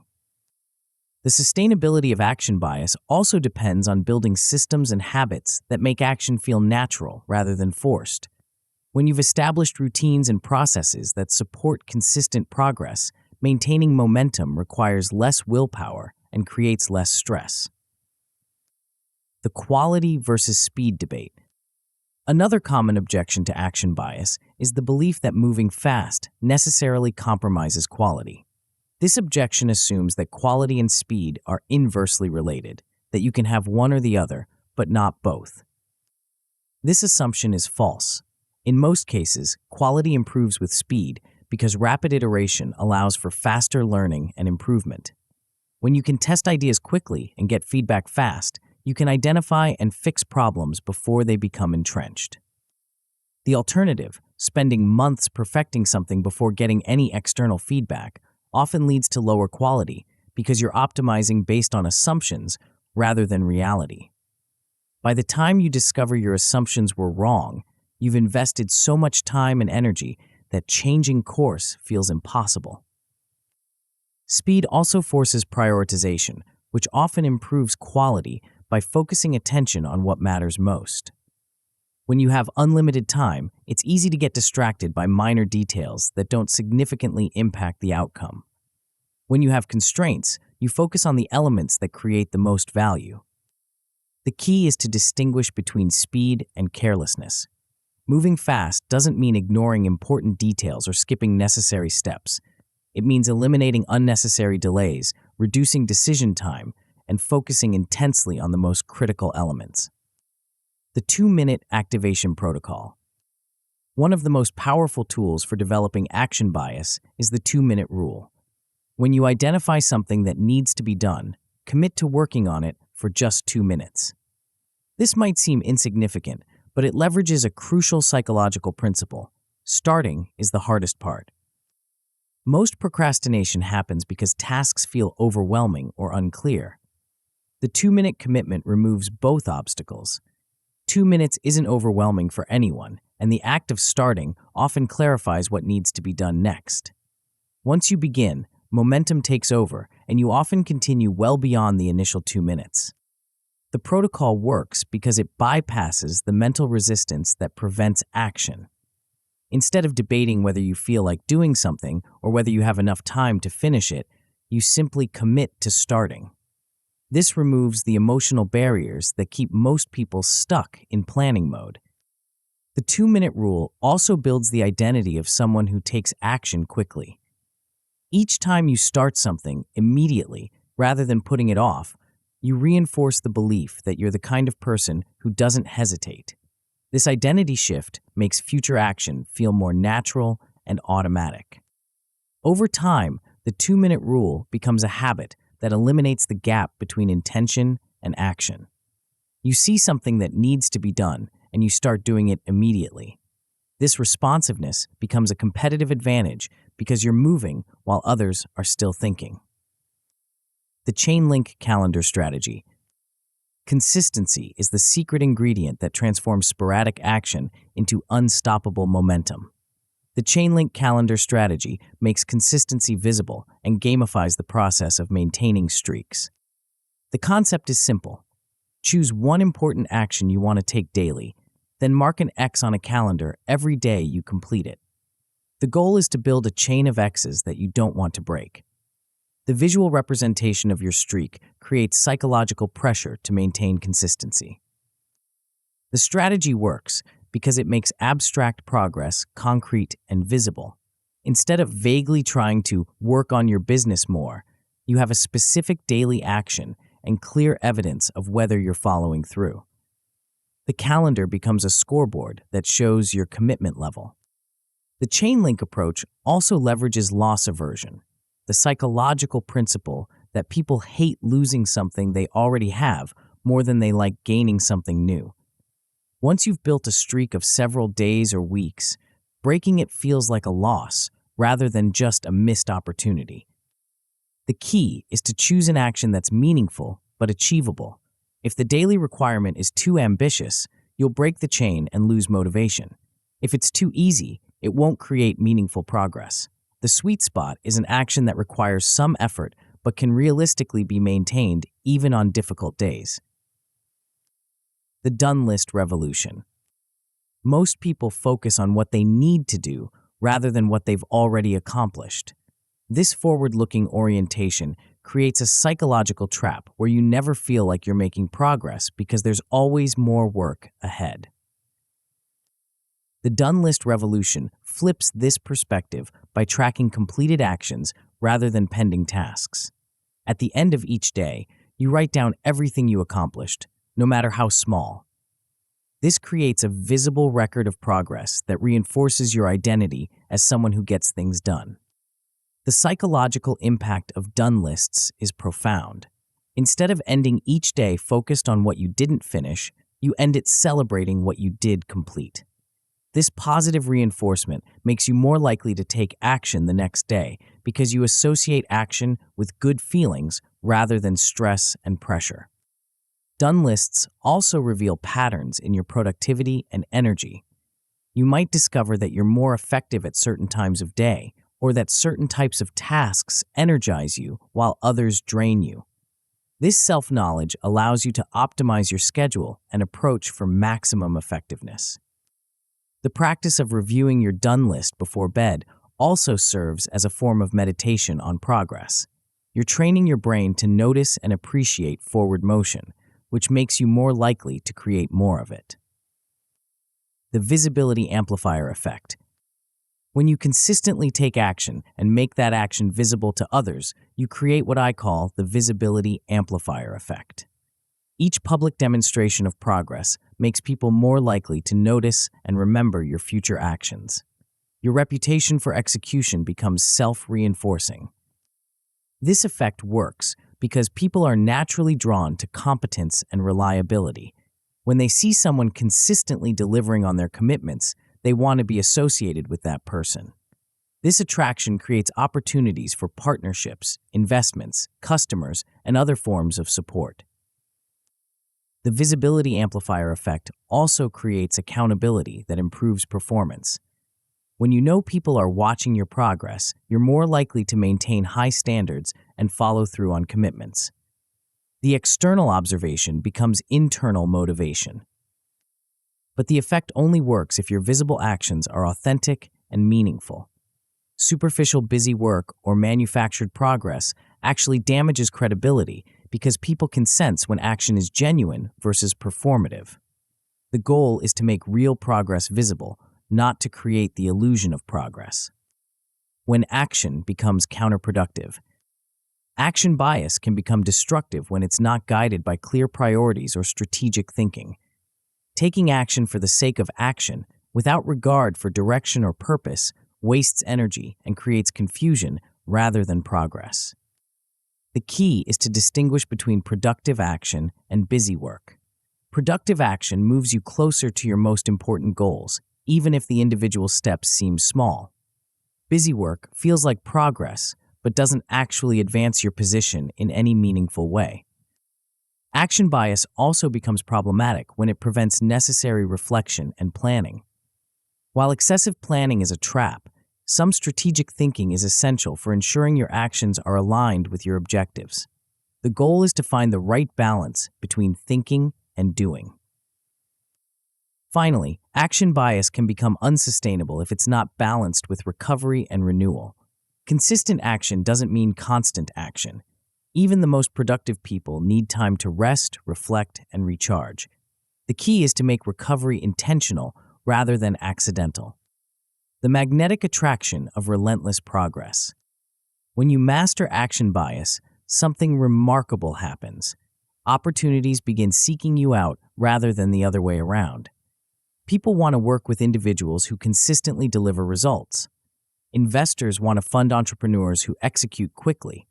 Customers want to buy from companies that ship regularly. This magnetic effect occurs because action bias signals competence, reliability, and momentum, exactly the qualities that create value in any relationship or transaction. When people see consistent progress, they assume more progress is likely, making them more willing to invest their time, money, or reputation in your success. The magnetic attraction of action bias also creates compound returns. Each opportunity that comes to you because of your reputation for execution makes future opportunities more likely. Success builds on success, creating an upward spiral that becomes increasingly difficult for competitors to match. But this magnetic effect takes time to develop. It requires consistent action over months and years, not days and weeks. The entrepreneurs who break through are those who maintain action bias long enough for the compound effects to kick in. The next chapter reveals how to strip away the complexity that kills momentum and build systems so simple that success becomes inevitable even when everything else goes wrong. Chapter 7: Simple Systems. The manual was 847 pages long. It covered every possible scenario, contingency, and edge case that could occur in the customer service department. The flowcharts were works of art, with decision trees that branched into subtrees that branched into sub-subtrees. The training program took 6 weeks to complete. And yet, customer satisfaction was plummeting. Meanwhile, across town, a competitor was handling twice the volume with half the staff. Their customer service manual, a single laminated sheet with 5 simple rules. Their training program, 2 hours. Their customer satisfaction scores, through the roof. This isn't a story about cutting corners or lowering standards. It's about understanding a fundamental truth that most businesses get backwards. Complexity is the enemy of execution. The more moving parts you have, the more things can break. The more decisions required, the more opportunities for error. The more steps in your process, the slower everything moves. But here's what's really happening beneath the surface, something that separates the companies that scale smoothly from those that collapse under their own weight. There's a hidden principle at work, one that determines whether your business becomes a well-oiled machine or a complicated contraption that requires constant maintenance. The complexity tax that's killing your profits. Every unnecessary step in your process is a tax on your efficiency. Every additional decision point is a toll booth slowing down your operation. Every extra feature is a burden on your team's cognitive capacity. Most entrepreneurs don't realize they're paying this tax because it's invisible until it's not. The complexity tax shows up in ways that seem unrelated to your systems. Employee turnover increases because people get frustrated with convoluted processes. Customer complaints rise because service delivery becomes inconsistent. Profit margins shrink because everything takes longer and requires more resources than it should. But the most insidious cost of complexity is opportunity cost.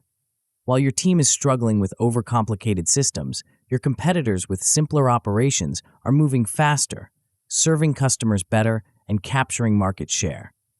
They're not necessarily smarter or better funded, they're just not weighed down by unnecessary complexity. The math is brutal.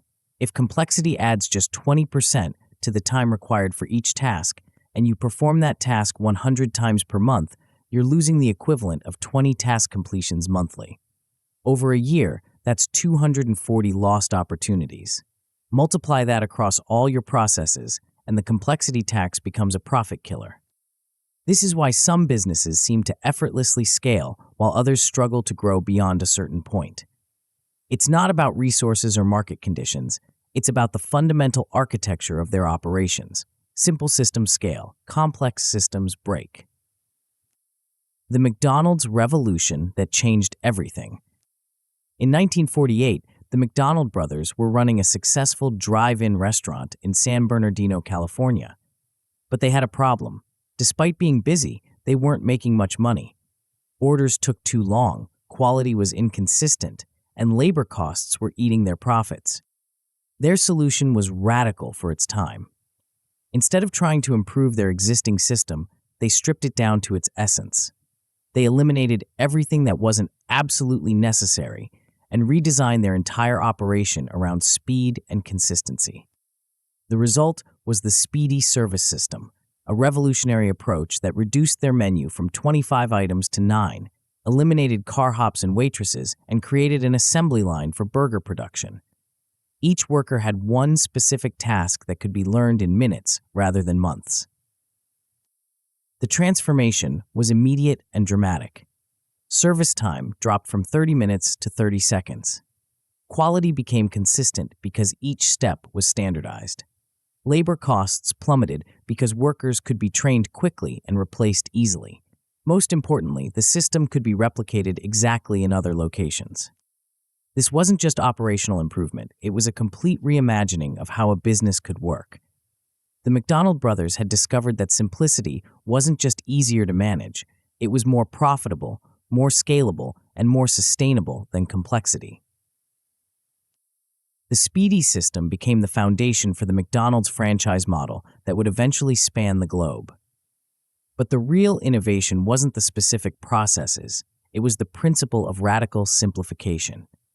They proved that you could deliver better results with fewer moving parts, not more. The Apple paradox of profitable minimalism. While McDonald's demonstrated simplicity in operations, Apple showed how it works in product development. When Steve Jobs returned to Apple in 1997, the company was hemorrhaging money and market share. They had dozens of confusing product lines, each with multiple variations and configurations. Jobs' first move was ruthless simplification. He eliminated 70% of Apple's products, reducing the lineup from dozens of options to just 4, desktop and laptop computers for both consumers and professionals. This wasn't just cost-cutting, it was strategic focus. The simplified product line allowed Apple to concentrate their engineering talent, marketing resources, and manufacturing capabilities on fewer products. Instead of spreading their efforts across dozens of mediocre offerings, they could create a few exceptional ones. This focus on simplicity extended to product design itself. While competitors were adding features and buttons, Apple was removing them. The original iMac had no floppy drive. The iPhone eliminated the physical keyboard. The iPad removed ports and connectors. Each simplification was controversial at the time. Critics argued that Apple was removing features that customers wanted. But Jobs understood something that his competitors missed. Customers don't want features, they want results. And the simplest path to the desired result is usually the best path. The financial results speak for themselves. Apple went from near bankruptcy to becoming the world's most valuable company. Their simplified product line generated higher profit margins than their competitors' complex offerings because simplicity reduces costs while increasing perceived value. The feature creep fallacy. One of the biggest myths in business is that more features automatically create more value. This seems logical. If customers like feature A, they should love features A, B, C, D, and E, right? Wrong. This thinking leads to feature creep, the gradual accumulation of capabilities that nobody asked for and few people use. Feature creep happens because it's easier to add than to subtract. When faced with a customer request or competitive pressure, the natural response is to add a new feature rather than improve an existing one. Each addition seems small and reasonable in isolation, but collectively, they create a bloated, confusing product. The real problem with feature creep isn't just complexity, it's opportunity cost. Every hour spent building features that 5% of customers might use is an hour not spent improving the core functionality that 95% of customers rely on. You're optimizing for the edge cases while neglecting the mainstream use cases. Customers also suffer from feature creep, even when they think they want more options. Research consistently shows that people are happier with their choices when they have fewer options to consider. The paradox of choice means that too many features can actually reduce customer satisfaction and increase decision fatigue. The most successful products are those that do one thing exceptionally well rather than many things adequately. Google's search page is famously simple. Uber's app focuses on one primary function. Tesla's interior design eliminates most traditional controls in favor of a single screen. The intern test for operational excellence. Here's a simple test for whether your systems are truly simple. Could a smart intern run your operation with minimal training? If the answer is no, your systems are too complex. If the answer is yes, you've achieved something remarkable, true operational leverage. The intern test works because it forces you to eliminate assumptions about institutional knowledge and experience.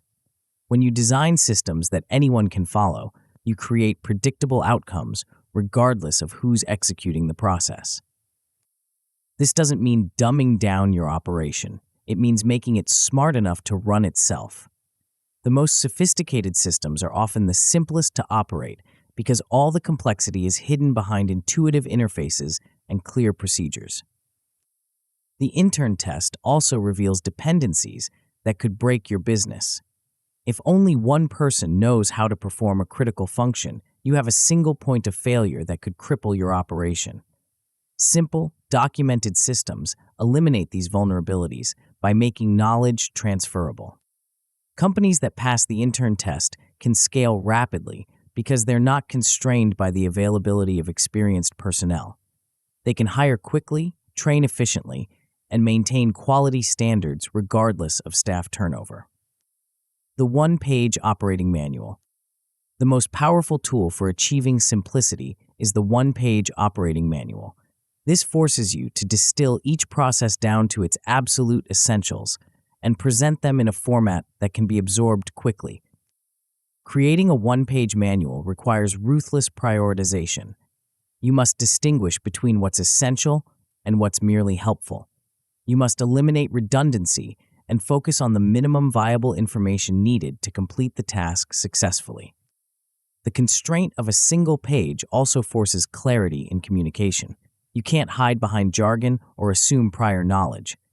Every instruction must be clear, specific, and actionable. This clarity benefits not just new employees, but existing ones who need quick reference guides. One-page manuals also make updates easier to manage. When processes change, you're updating a single page rather than a complex document.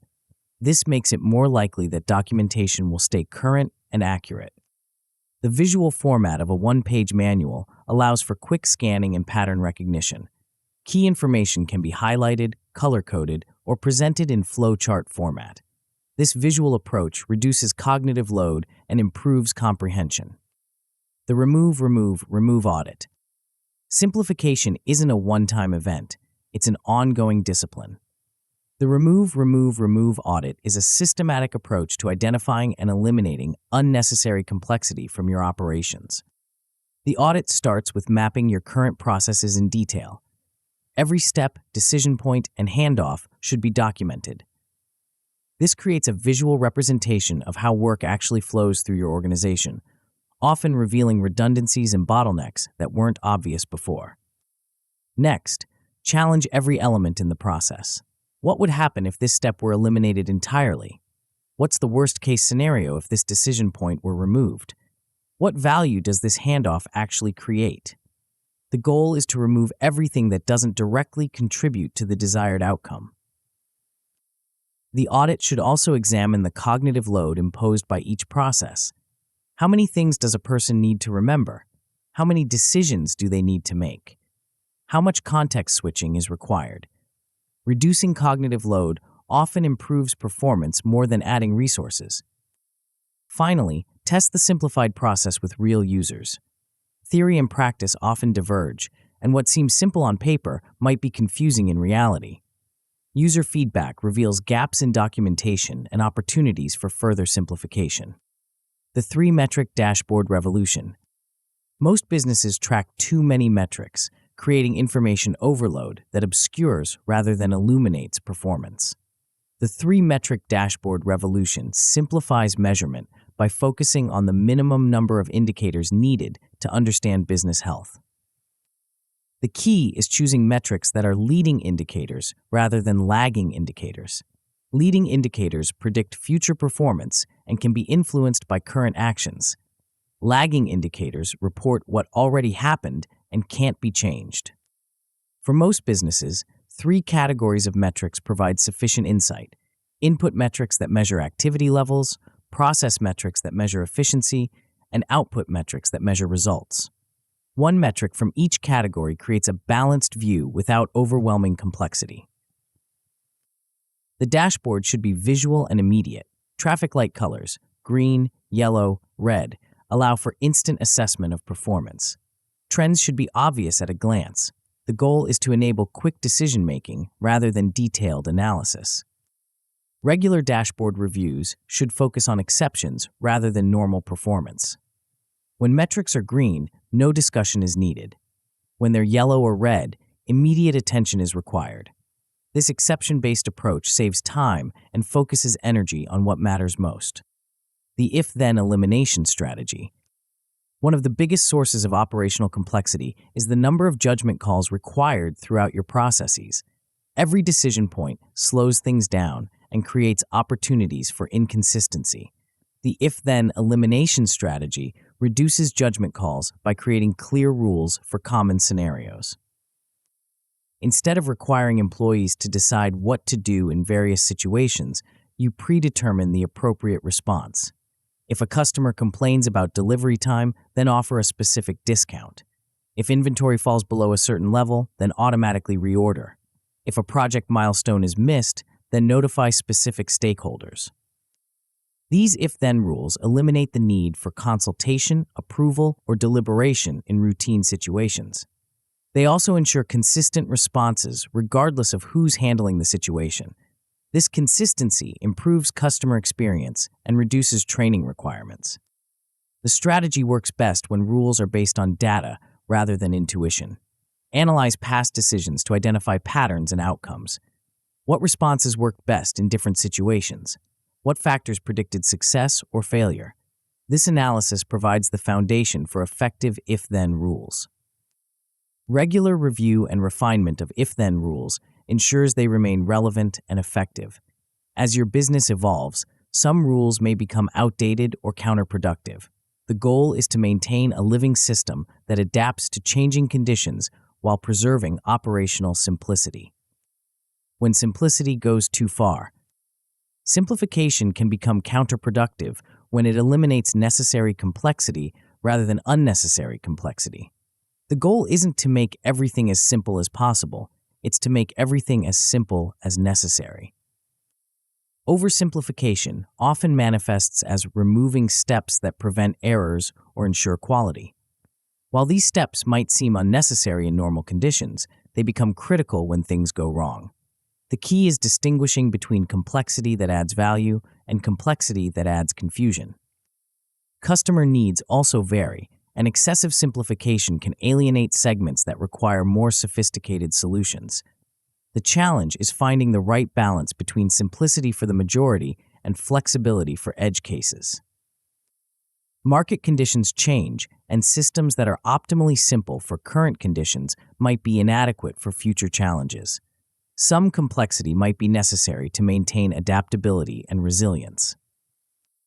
The solution is to simplify incrementally and monitor results carefully. Remove one element at a time and measure the impact on quality, customer satisfaction, and business performance. This approach allows you to find the optimal level of simplicity without going too far. The compound effect of operational elegance. When you achieve true simplicity in your operations, the benefits compound over time. Simple systems are easier to improve because changes can be implemented quickly and their effects measured clearly. They're also easier to scale because new locations or team members can be brought online rapidly. Simple systems also create psychological benefits for your team.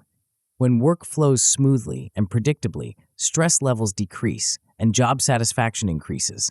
This leads to better performance, lower turnover, and stronger company culture. Customers benefit from operational simplicity through more consistent service, faster response times, and fewer errors. This improved experience leads to higher satisfaction, increased loyalty, and positive word-of-mouth marketing. The compound effect of simplicity creates a sustainable competitive advantage. While competitors struggle with complex operations that require constant attention and resources, you're free to focus on strategy, innovation, and growth. But operational simplicity is just one piece of the execution puzzle. The next chapter reveals how to identify and focus on the vital few activities that drive the vast majority of your results, and why trying to do everything guarantees you'll accomplish nothing. Chapter 8, 80-20 Focus. Warren Buffett's assistant once asked him about his secret to extraordinary wealth. His answer was surprising. I can see no reason to own a stock that is my 20th favorite rather than increasing the size of my position in my top choices. While other investors were diversifying across hundreds of positions, Buffett was concentrating on just a handful of his best ideas. The numbers tell the story. Over 90% of Buffett's wealth came from just 10 stock positions. Not 100, not 50, 10. While his peers were spreading their bets across the entire market, he was doubling down on his highest conviction opportunities. This wasn't recklessness. It was the application of a mathematical principle that most people understand intellectually but fail to implement practically. Buffett had discovered something that separates the extraordinarily successful from the merely competent: the courage to ignore the trivial many and focus obsessively on the vital few. But here's what most people miss about this story. Buffett's success wasn't just about picking good stocks. It was about having the discipline to say no to everything else. For every position he took, there were thousands he rejected. For every opportunity he pursued, there were countless others he ignored. His superpower wasn't just identifying winners, it was eliminating distractions. This principle extends far beyond investing. It's the hidden force behind every breakthrough, every fortune, and every transformation you've ever witnessed. And once you understand how to apply it systematically, everything changes. The scarcity principle that multiplies results. Most people operate under the illusion that they can do everything. They believe that with enough effort, organization, and time management, they can pursue every opportunity, serve every customer, and master every skill. This belief is not just wrong, it's financially devastating. The reality is that your resources are finite. Your time, energy, attention, and capital are limited. Every hour you spend on a low-value activity is an hour you can't spend on a high-value one. Every dollar you invest in a mediocre opportunity is a dollar you can't invest in an exceptional one. This scarcity isn't a limitation, it's a liberation. When you accept that you can't do everything, you're forced to choose what matters most. And that choice, made consistently over time, is what separates those who achieve extraordinary results from those who achieve ordinary ones. The mathematics are unforgiving. If you spread your efforts equally across 10 opportunities, and 5 of them are worthless, 3 are mediocre, and 2 are exceptional, your average return will be mediocre. But if you can identify and focus exclusively on the 2 exceptional opportunities, your returns will be exceptional. This isn't theoretical. It's observable in every industry and every endeavor. The most successful companies focus on a narrow range of products or services. The most successful investors concentrate their portfolios. The most successful individuals specialize in specific skills or markets. The principle works because focus creates compound advantages. When you concentrate your efforts, you develop deeper expertise, stronger relationships, and better systems. These advantages compound over time, creating results that are disproportionate to your inputs. The hidden pattern behind every fortune. In 1896, Italian economist Vilfredo Pareto made an observation that would revolutionize how we think about distribution and results. He noticed that 80% of the land in Italy was owned by 20% of the population. This wasn't just a quirk of Italian society, it was a mathematical pattern that appears everywhere. Pareto's principle, also known as the 80-20 rule, states that roughly 80% of effects come from 20% of causes. This pattern shows up in business revenue, 80% from 20% of customers, software bugs, 80% from 20% of code, and even personal productivity, 80% of results from 20% of activities. But here's what most people miss about the 80-20 principle. It's not just a description of how things are, it's a prescription for how things should be. If 20% of your activities generate 80% of your results, the logical response is to eliminate or minimize the 80% and double down on the 20%. This seems obvious, yet most people do the opposite. They spend their time managing the 80% of activities that produce minimal results while neglecting the 20% that create maximum impact. They respond to every email, attend every meeting, and pursue every opportunity with equal intensity. The pattern is so consistent that it often applies recursively. Within the top 20% of your activities, there's likely a top 20% that generates 80% of those results.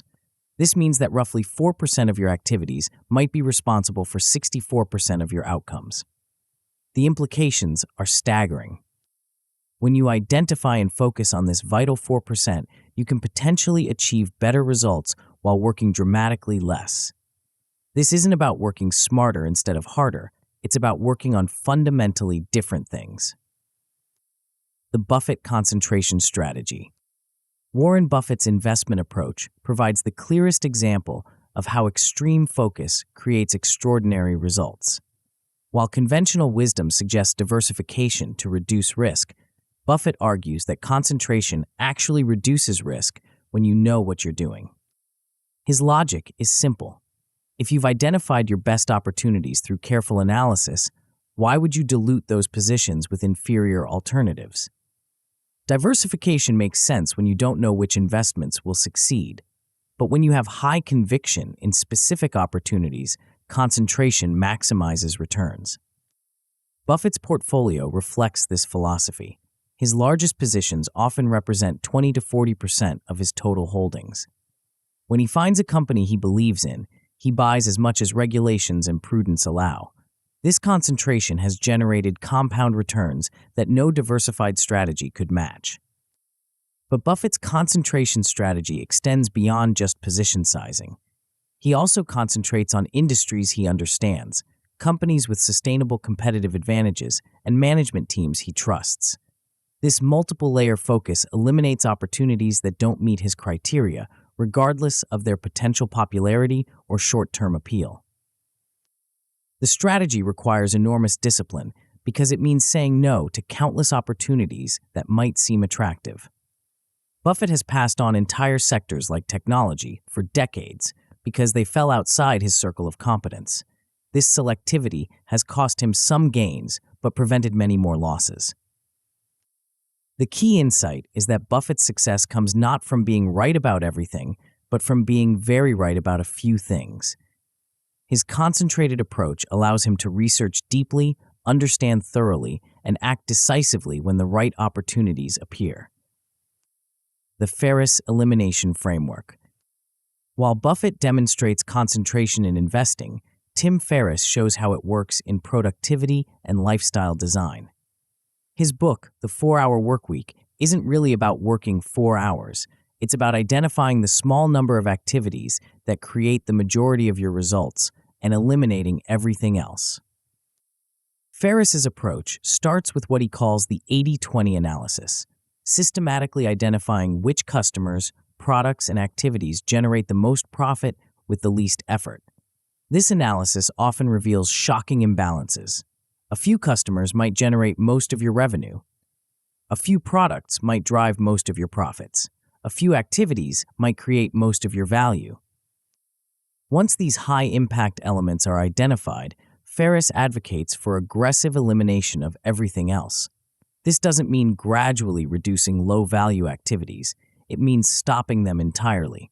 The goal is to create space and energy for the activities that truly matter. The elimination process is often more challenging than the identification process. Low-value activities persist because they feel urgent, familiar, or politically necessary. Customers who generate minimal profit still demand attention. Products with poor margins still require support.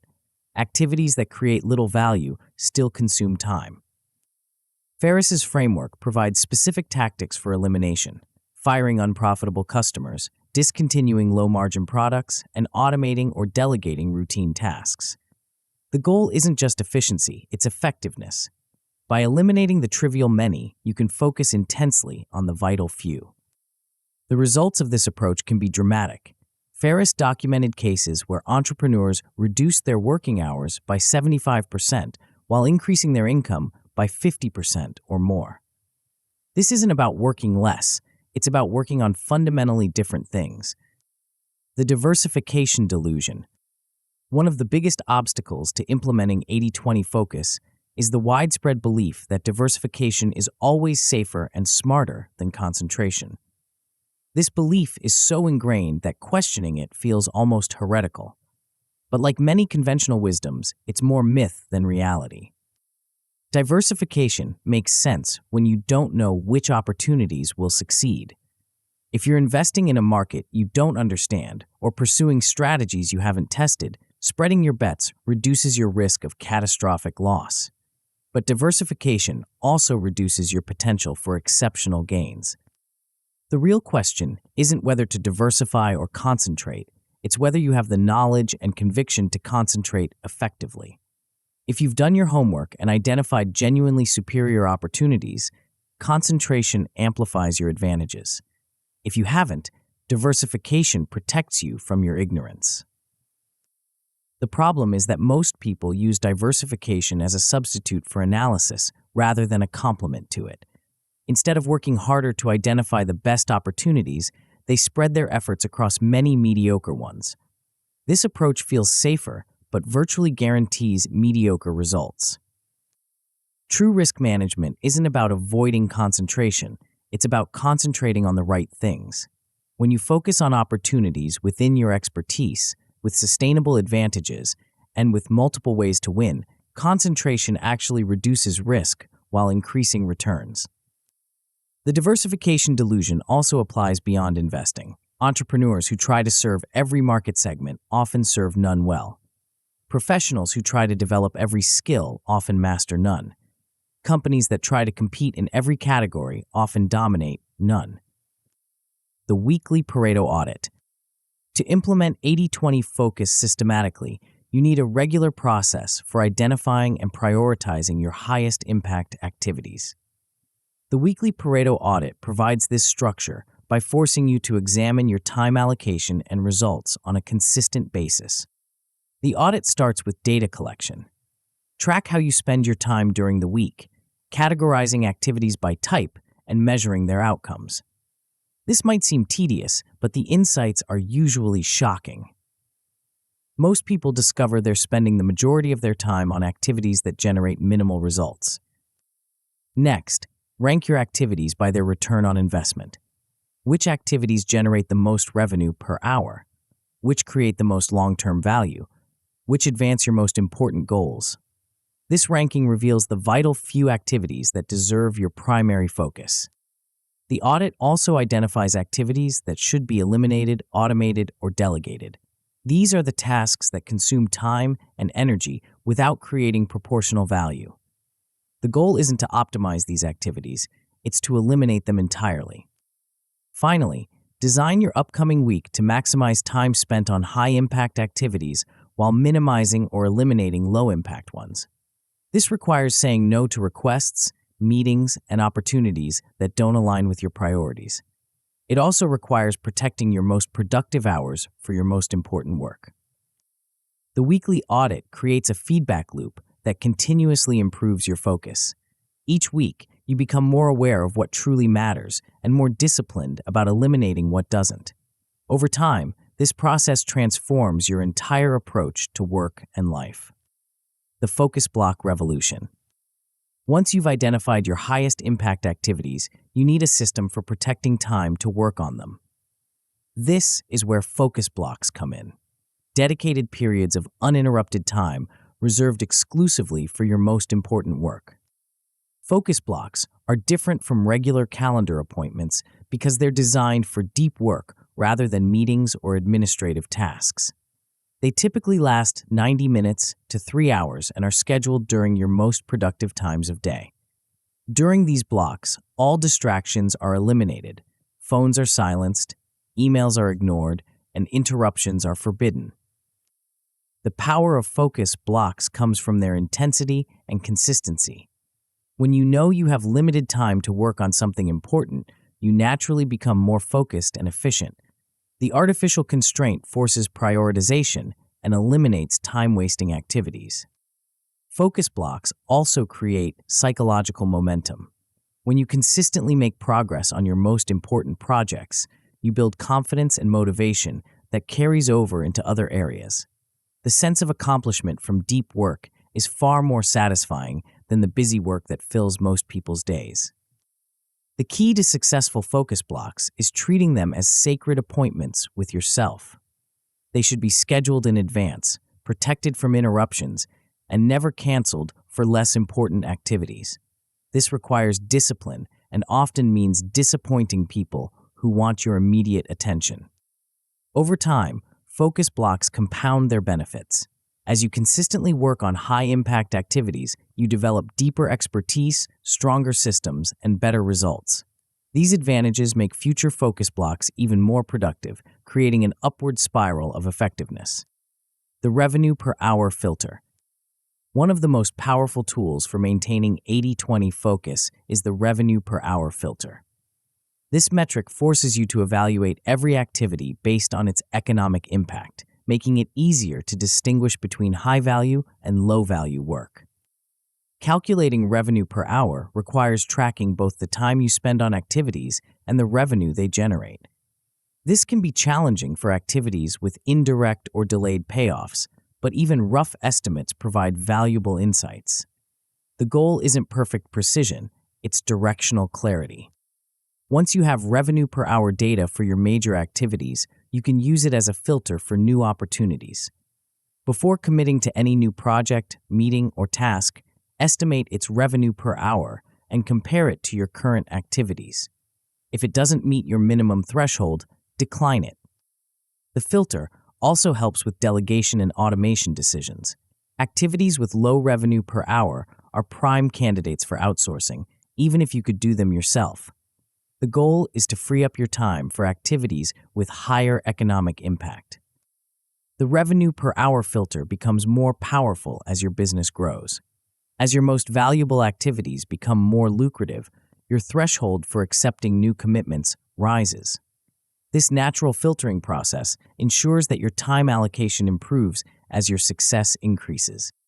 Some activities don't generate direct revenue, but are still necessary for business operations. The key is to minimize time spent on these activities through automation, delegation, or elimination. The goal is to maximize the percentage of your time spent on revenue-generating work. The Start-Stop-Continue protocol. Maintaining 80-20 focus requires regular course corrections as priorities shift and new opportunities emerge. The Start-Stop-Continue protocol provides a simple framework for these adjustments during weekly or monthly reviews. The Start category identifies new, high-impact activities that should be added to your focus list. These might be emerging opportunities, new skills that need development, or relationships that require attention. The key is to be selective. Starting too many new things dilutes your focus. The Stop category identifies current activities that should be eliminated because they no longer provide sufficient value. This is often the most challenging category because it requires admitting that previous decisions were wrong or that circumstances have changed. The Continue category identifies activities that are working well and should be maintained or expanded. These are your current high-impact activities that deserve continued investment of time and energy. The protocol works best when it's data-driven rather than intuitive. Use actual results and metrics to evaluate activities rather than relying on gut feelings or assumptions.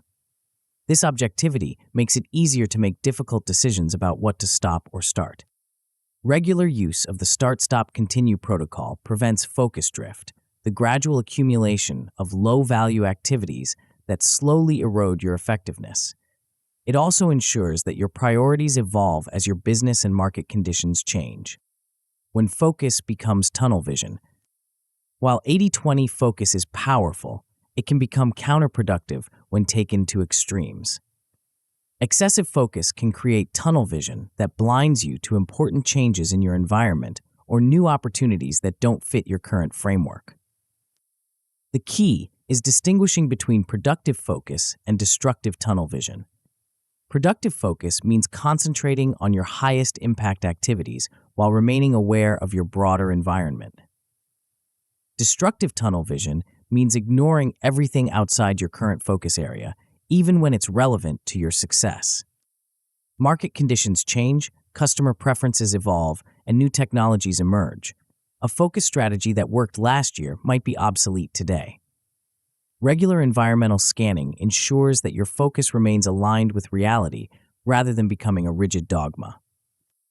The solution is to build flexibility into your focus framework. Reserve a small percentage of your time for exploration and experimentation. This allows you to test new opportunities without abandoning your core focus areas. It's also important to distinguish between short-term and long-term focus. You might concentrate intensely on specific projects for weeks or months while maintaining a broader strategic perspective over years. The time horizon determines the appropriate level of focus. The compound power of selective ignorance. When you master 80-20 focus, you develop what I call selective ignorance, the ability to consciously ignore information, opportunities, and demands that don't align with your priorities. This isn't laziness or close-mindedness. It's strategic resource allocation. Selective ignorance is powerful because attention is your scarcest resource. Every piece of information you process, every opportunity you evaluate, and every request you consider consumes mental energy that could be directed toward your highest impact activities. The compound effect of selective ignorance is remarkable. By consistently ignoring the trivial many, you can invest dramatically more time and energy in the vital few. This concentrated investment creates expertise, relationships, and results that would be impossible with a scattered approach. Selective ignorance also reduces decision fatigue and cognitive overload. When you have clear criteria for what deserves your attention, you can quickly filter out distractions and focus on what matters. This mental clarity improves the quality of your decisions and the speed of your execution.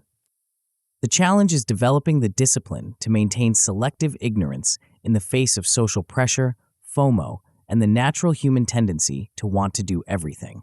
This requires clear priorities, strong boundaries, and the confidence to say no to good opportunities in favor of great ones.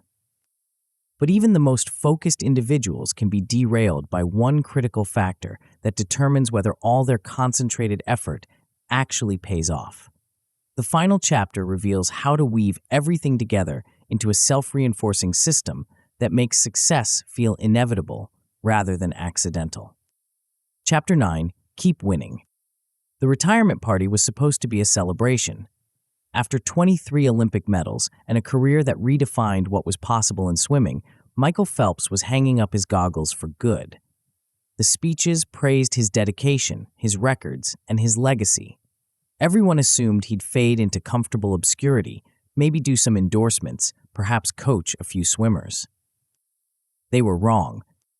Within 2 years, Phelps had launched a mental health foundation, invested in multiple startups, created a successful media company, and was building a business empire that would eventually dwarf his swimming earnings.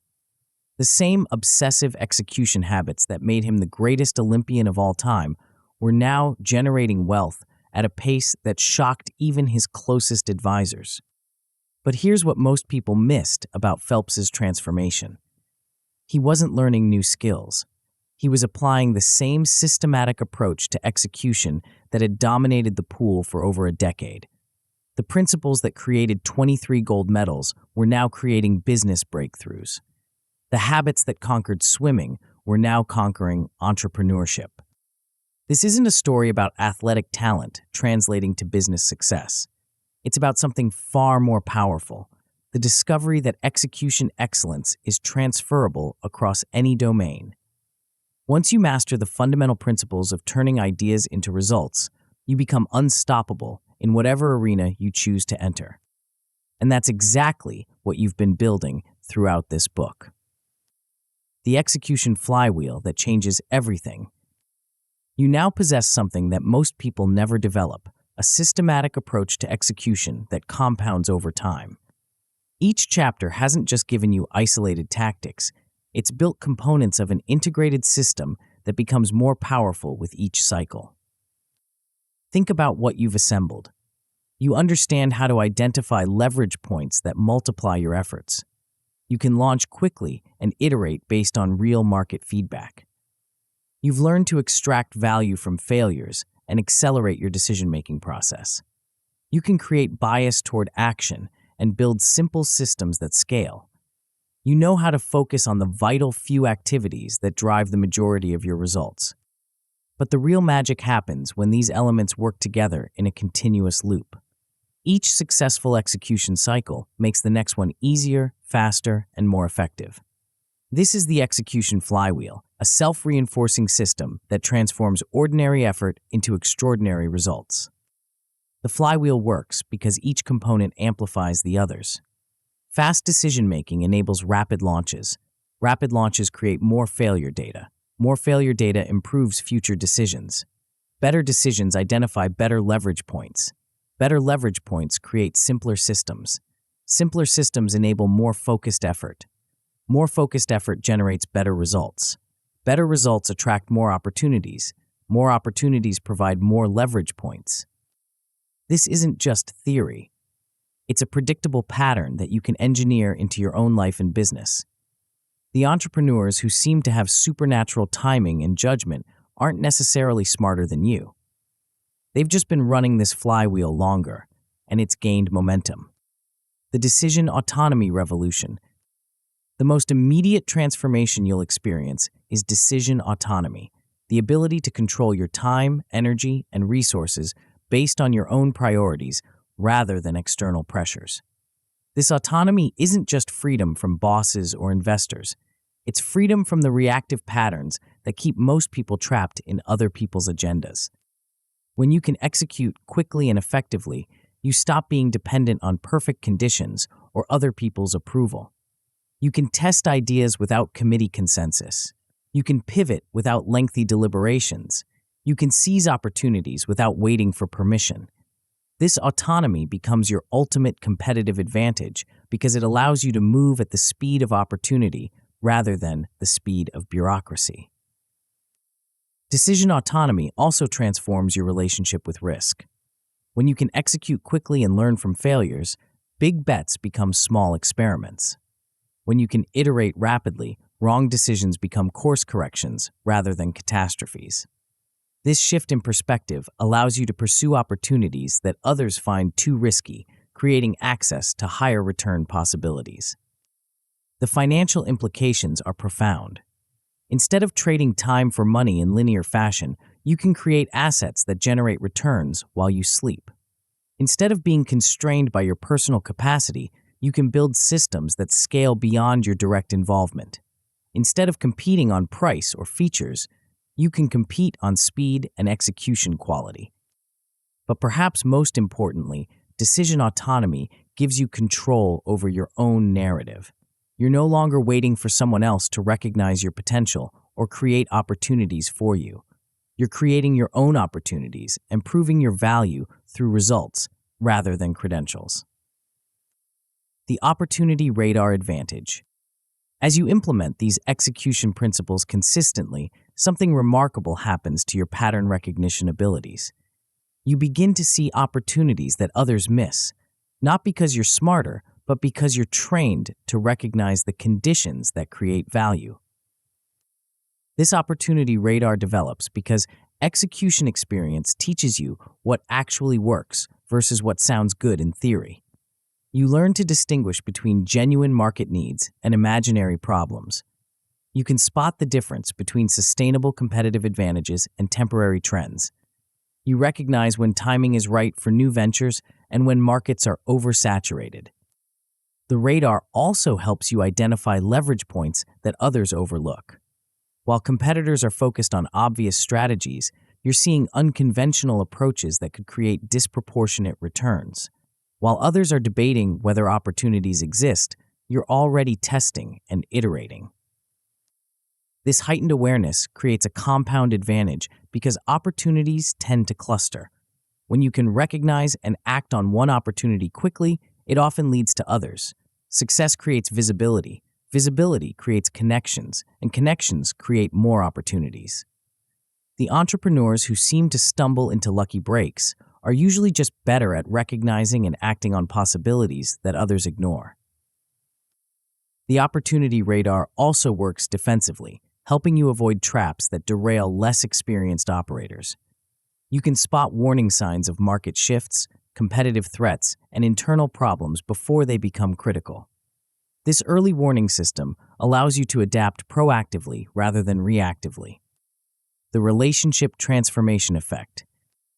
One of the most unexpected benefits of execution mastery is how it transforms your relationships, both personal and professional. When you consistently deliver on your commitments and follow through on your promises, you become the kind of person that others want to work with, invest in, and support. Reliability is rare in today's world. Most people overpromise and underdeliver. They make commitments they can't keep and start projects they don't finish. When you develop the ability to execute consistently, you stand out dramatically from this background of mediocrity. This reliability attracts higher quality relationships across all areas of your life. Business partners want to work with people they can count on. Investors want to fund entrepreneurs who deliver results. Customers want to buy from companies that keep their promises. Even in personal relationships, the ability to follow through on commitments creates deeper trust and stronger connections. The time freedom that comes from effective execution also improves your relationships. When you can accomplish more in less time, you have more capacity for the people who matter most to you. You're not constantly stressed about unfinished work or missed deadlines. You can be present in conversations rather than distracted by your endless to-do list. Perhaps most importantly, execution mastery gives you something valuable to offer in every relationship. You're not just taking value, you're creating it. This shift from taker to maker transforms how people perceive and interact with you. The venture creation capability. With your execution flywheel running smoothly, launching new ventures becomes almost effortless. What once seemed like overwhelming projects now feel like natural extensions of your existing capabilities. You can test business ideas quickly, validate markets efficiently, and scale successful concepts rapidly. This venture creation capability isn't just about starting more businesses. It's about having the confidence and competence to pursue any opportunity that aligns with your interests and expertise. You're no longer limited by your current situation or dependent on your existing income sources. You have the skills to create new revenue streams whenever you choose. The psychological impact of this capability is profound. When you know you can create value from scratch, you stop being afraid of economic uncertainty or industry disruption. You become anti-fragile, someone who gets stronger from volatility rather than weaker. This confidence allows you to take bigger risks and pursue more ambitious goals. The venture creation capability also changes how you evaluate opportunities. Instead of asking, "Can I afford to try this?" you ask, "Can I afford not to try this?" Instead of worrying about failure, you focus on learning speed and iteration cycles. This shift in perspective opens up possibilities that would otherwise remain invisible. The Phelps Principle in action. Michael Phelps's transition from swimming to business illustrates how execution principles transfer across domains.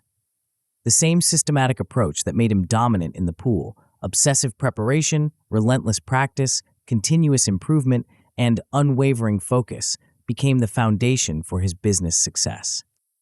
In swimming, Phelps was famous for his preparation rituals. He would visualize every aspect of his races, from the starting blocks to the final touch. He practiced the same strokes thousands of times until they became automatic. He analyzed every detail of his performance and constantly refined his technique. In business, Phelps applied the same methodical approach.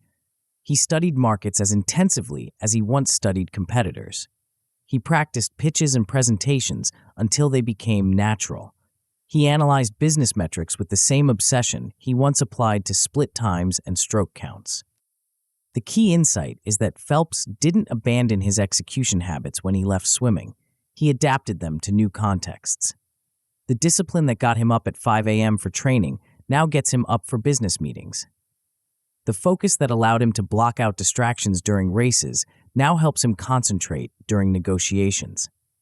The resilience that helped him bounce back from defeats now helps him recover from business setbacks.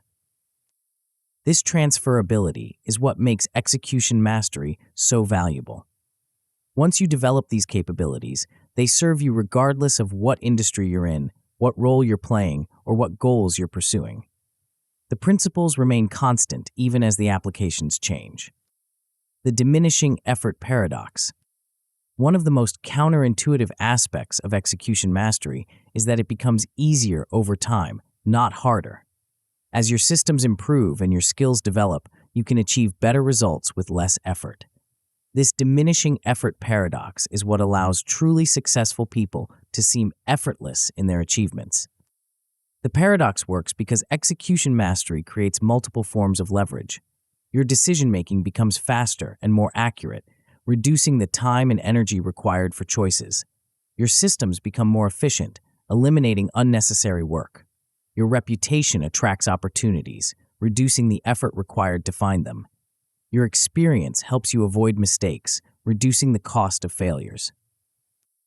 This compound efficiency explains why some entrepreneurs can manage multiple successful ventures, while others struggle with just one. It's not that they work more hours or have more energy. They've developed systems and capabilities that multiply their effectiveness. The diminishing effort paradox also applies to stress and cognitive load. As your execution capabilities improve, work becomes less stressful because you have confidence in your ability to handle whatever challenges arise. You're not constantly worried about whether you can deliver because you have a track record of consistent delivery. This reduced stress creates a positive feedback loop. When you're less stressed, you make better decisions. When you make better decisions, you get better results. When you get better results, you become more confident. When you become more confident, you're willing to take on bigger challenges. The cycle continues to compound. The 24-hour commitment protocol. Everything you've learned in this book is worthless unless you act on it. Knowledge without implementation is just entertainment. Understanding without execution is just intellectual masturbation. The gap between knowing and doing is where most people's dreams go to die. That's why your next 24 hours are critical. Not next week, not next month, the next 24 hours. This is when you prove to yourself that you're serious about transformation rather than just curious about it. Here's your 24-hour commitment protocol. Choose one specific action from this book that you can complete within 24 hours. Not a plan to take action. Actual action. Not preparation for execution. Actual execution. Something concrete, measurable, and meaningful. It could be launching a simple landing page to test a business idea. It could be reaching out to 3 potential customers to validate a concept. It could be eliminating one low-value activity from your schedule. It could be setting up a simple system to track your decision velocity. The specific action matters less than the commitment to take it. Make this commitment public. Tell someone whose opinion you respect what you're going to do and when you're going to do it. Post it on social media. Send an email to your network. Create accountability that makes backing down more uncomfortable than following through. Document your progress and results. Take screenshots, save emails, record metrics, whatever evidence proves that you actually did what you said you would do. This documentation becomes the foundation for your next action and the beginning of your execution track record. The future self conversation. Imagine yourself 5 years from now. You've been consistently applying the principles in this book for 1,825 days. You've run hundreds of execution cycles, each one building on the last. Your flywheel has gained massive momentum. What does your life look like? How much time freedom do you have? What kind of opportunities are flowing to you? How do people perceive and interact with you? What ventures have you created? What impact have you made? Now imagine the alternative timeline. You finished this book, felt inspired for a few days, then gradually returned to your old patterns. You kept planning instead of executing, analyzing instead of acting, preparing instead of performing. 5 years later, you're essentially in the same place you are today, just 5 years older and with 5 years less time to create the life you want. The difference between these two timelines isn't talent, luck, or circumstances. It's the decision you make in the next 24 hours about whether you're going to be an executor or an analyzer, a doer or a dreamer, a creator or a consumer. Your future self is watching this moment. They're hoping you'll make the choice that creates the timeline they want to live in. They're counting on you to start the flywheel that will transform their life. They're waiting for you to take the first step that begins their journey. The execution imperative. The world doesn't need more ideas. It's drowning in ideas. What it desperately needs is more people who can turn ideas into reality, concepts into companies, and dreams into deliverables. It needs executors. You now have the tools, frameworks, and mindsets to become one of those rare individuals. You understand how to identify leverage points, launch quickly, fail forward, decide fast, maintain action bias, build simple systems, and focus on what matters most. You know how to create a flywheel that transforms ordinary effort into extraordinary results. But tools don't build houses, frameworks don't create companies, mindsets don't generate revenue. Only action does that. Only execution creates value. Only implementation transforms potential into profit. The entrepreneurs who are building the future aren't waiting for perfect conditions or complete information. They're not spending months in planning mode or years in preparation phase. They're executing now, learning fast, and iterating quickly. They're turning this moment into momentum. The question isn't whether you're ready. You'll never feel completely ready. The question is whether you're willing to start before you're ready, learn as you go, and trust the process to carry you forward. The execution flywheel is waiting for your first push. The compound effects are ready to begin. Your future self is counting on your next decision. The only thing left is to execute. Your 24 hours start now.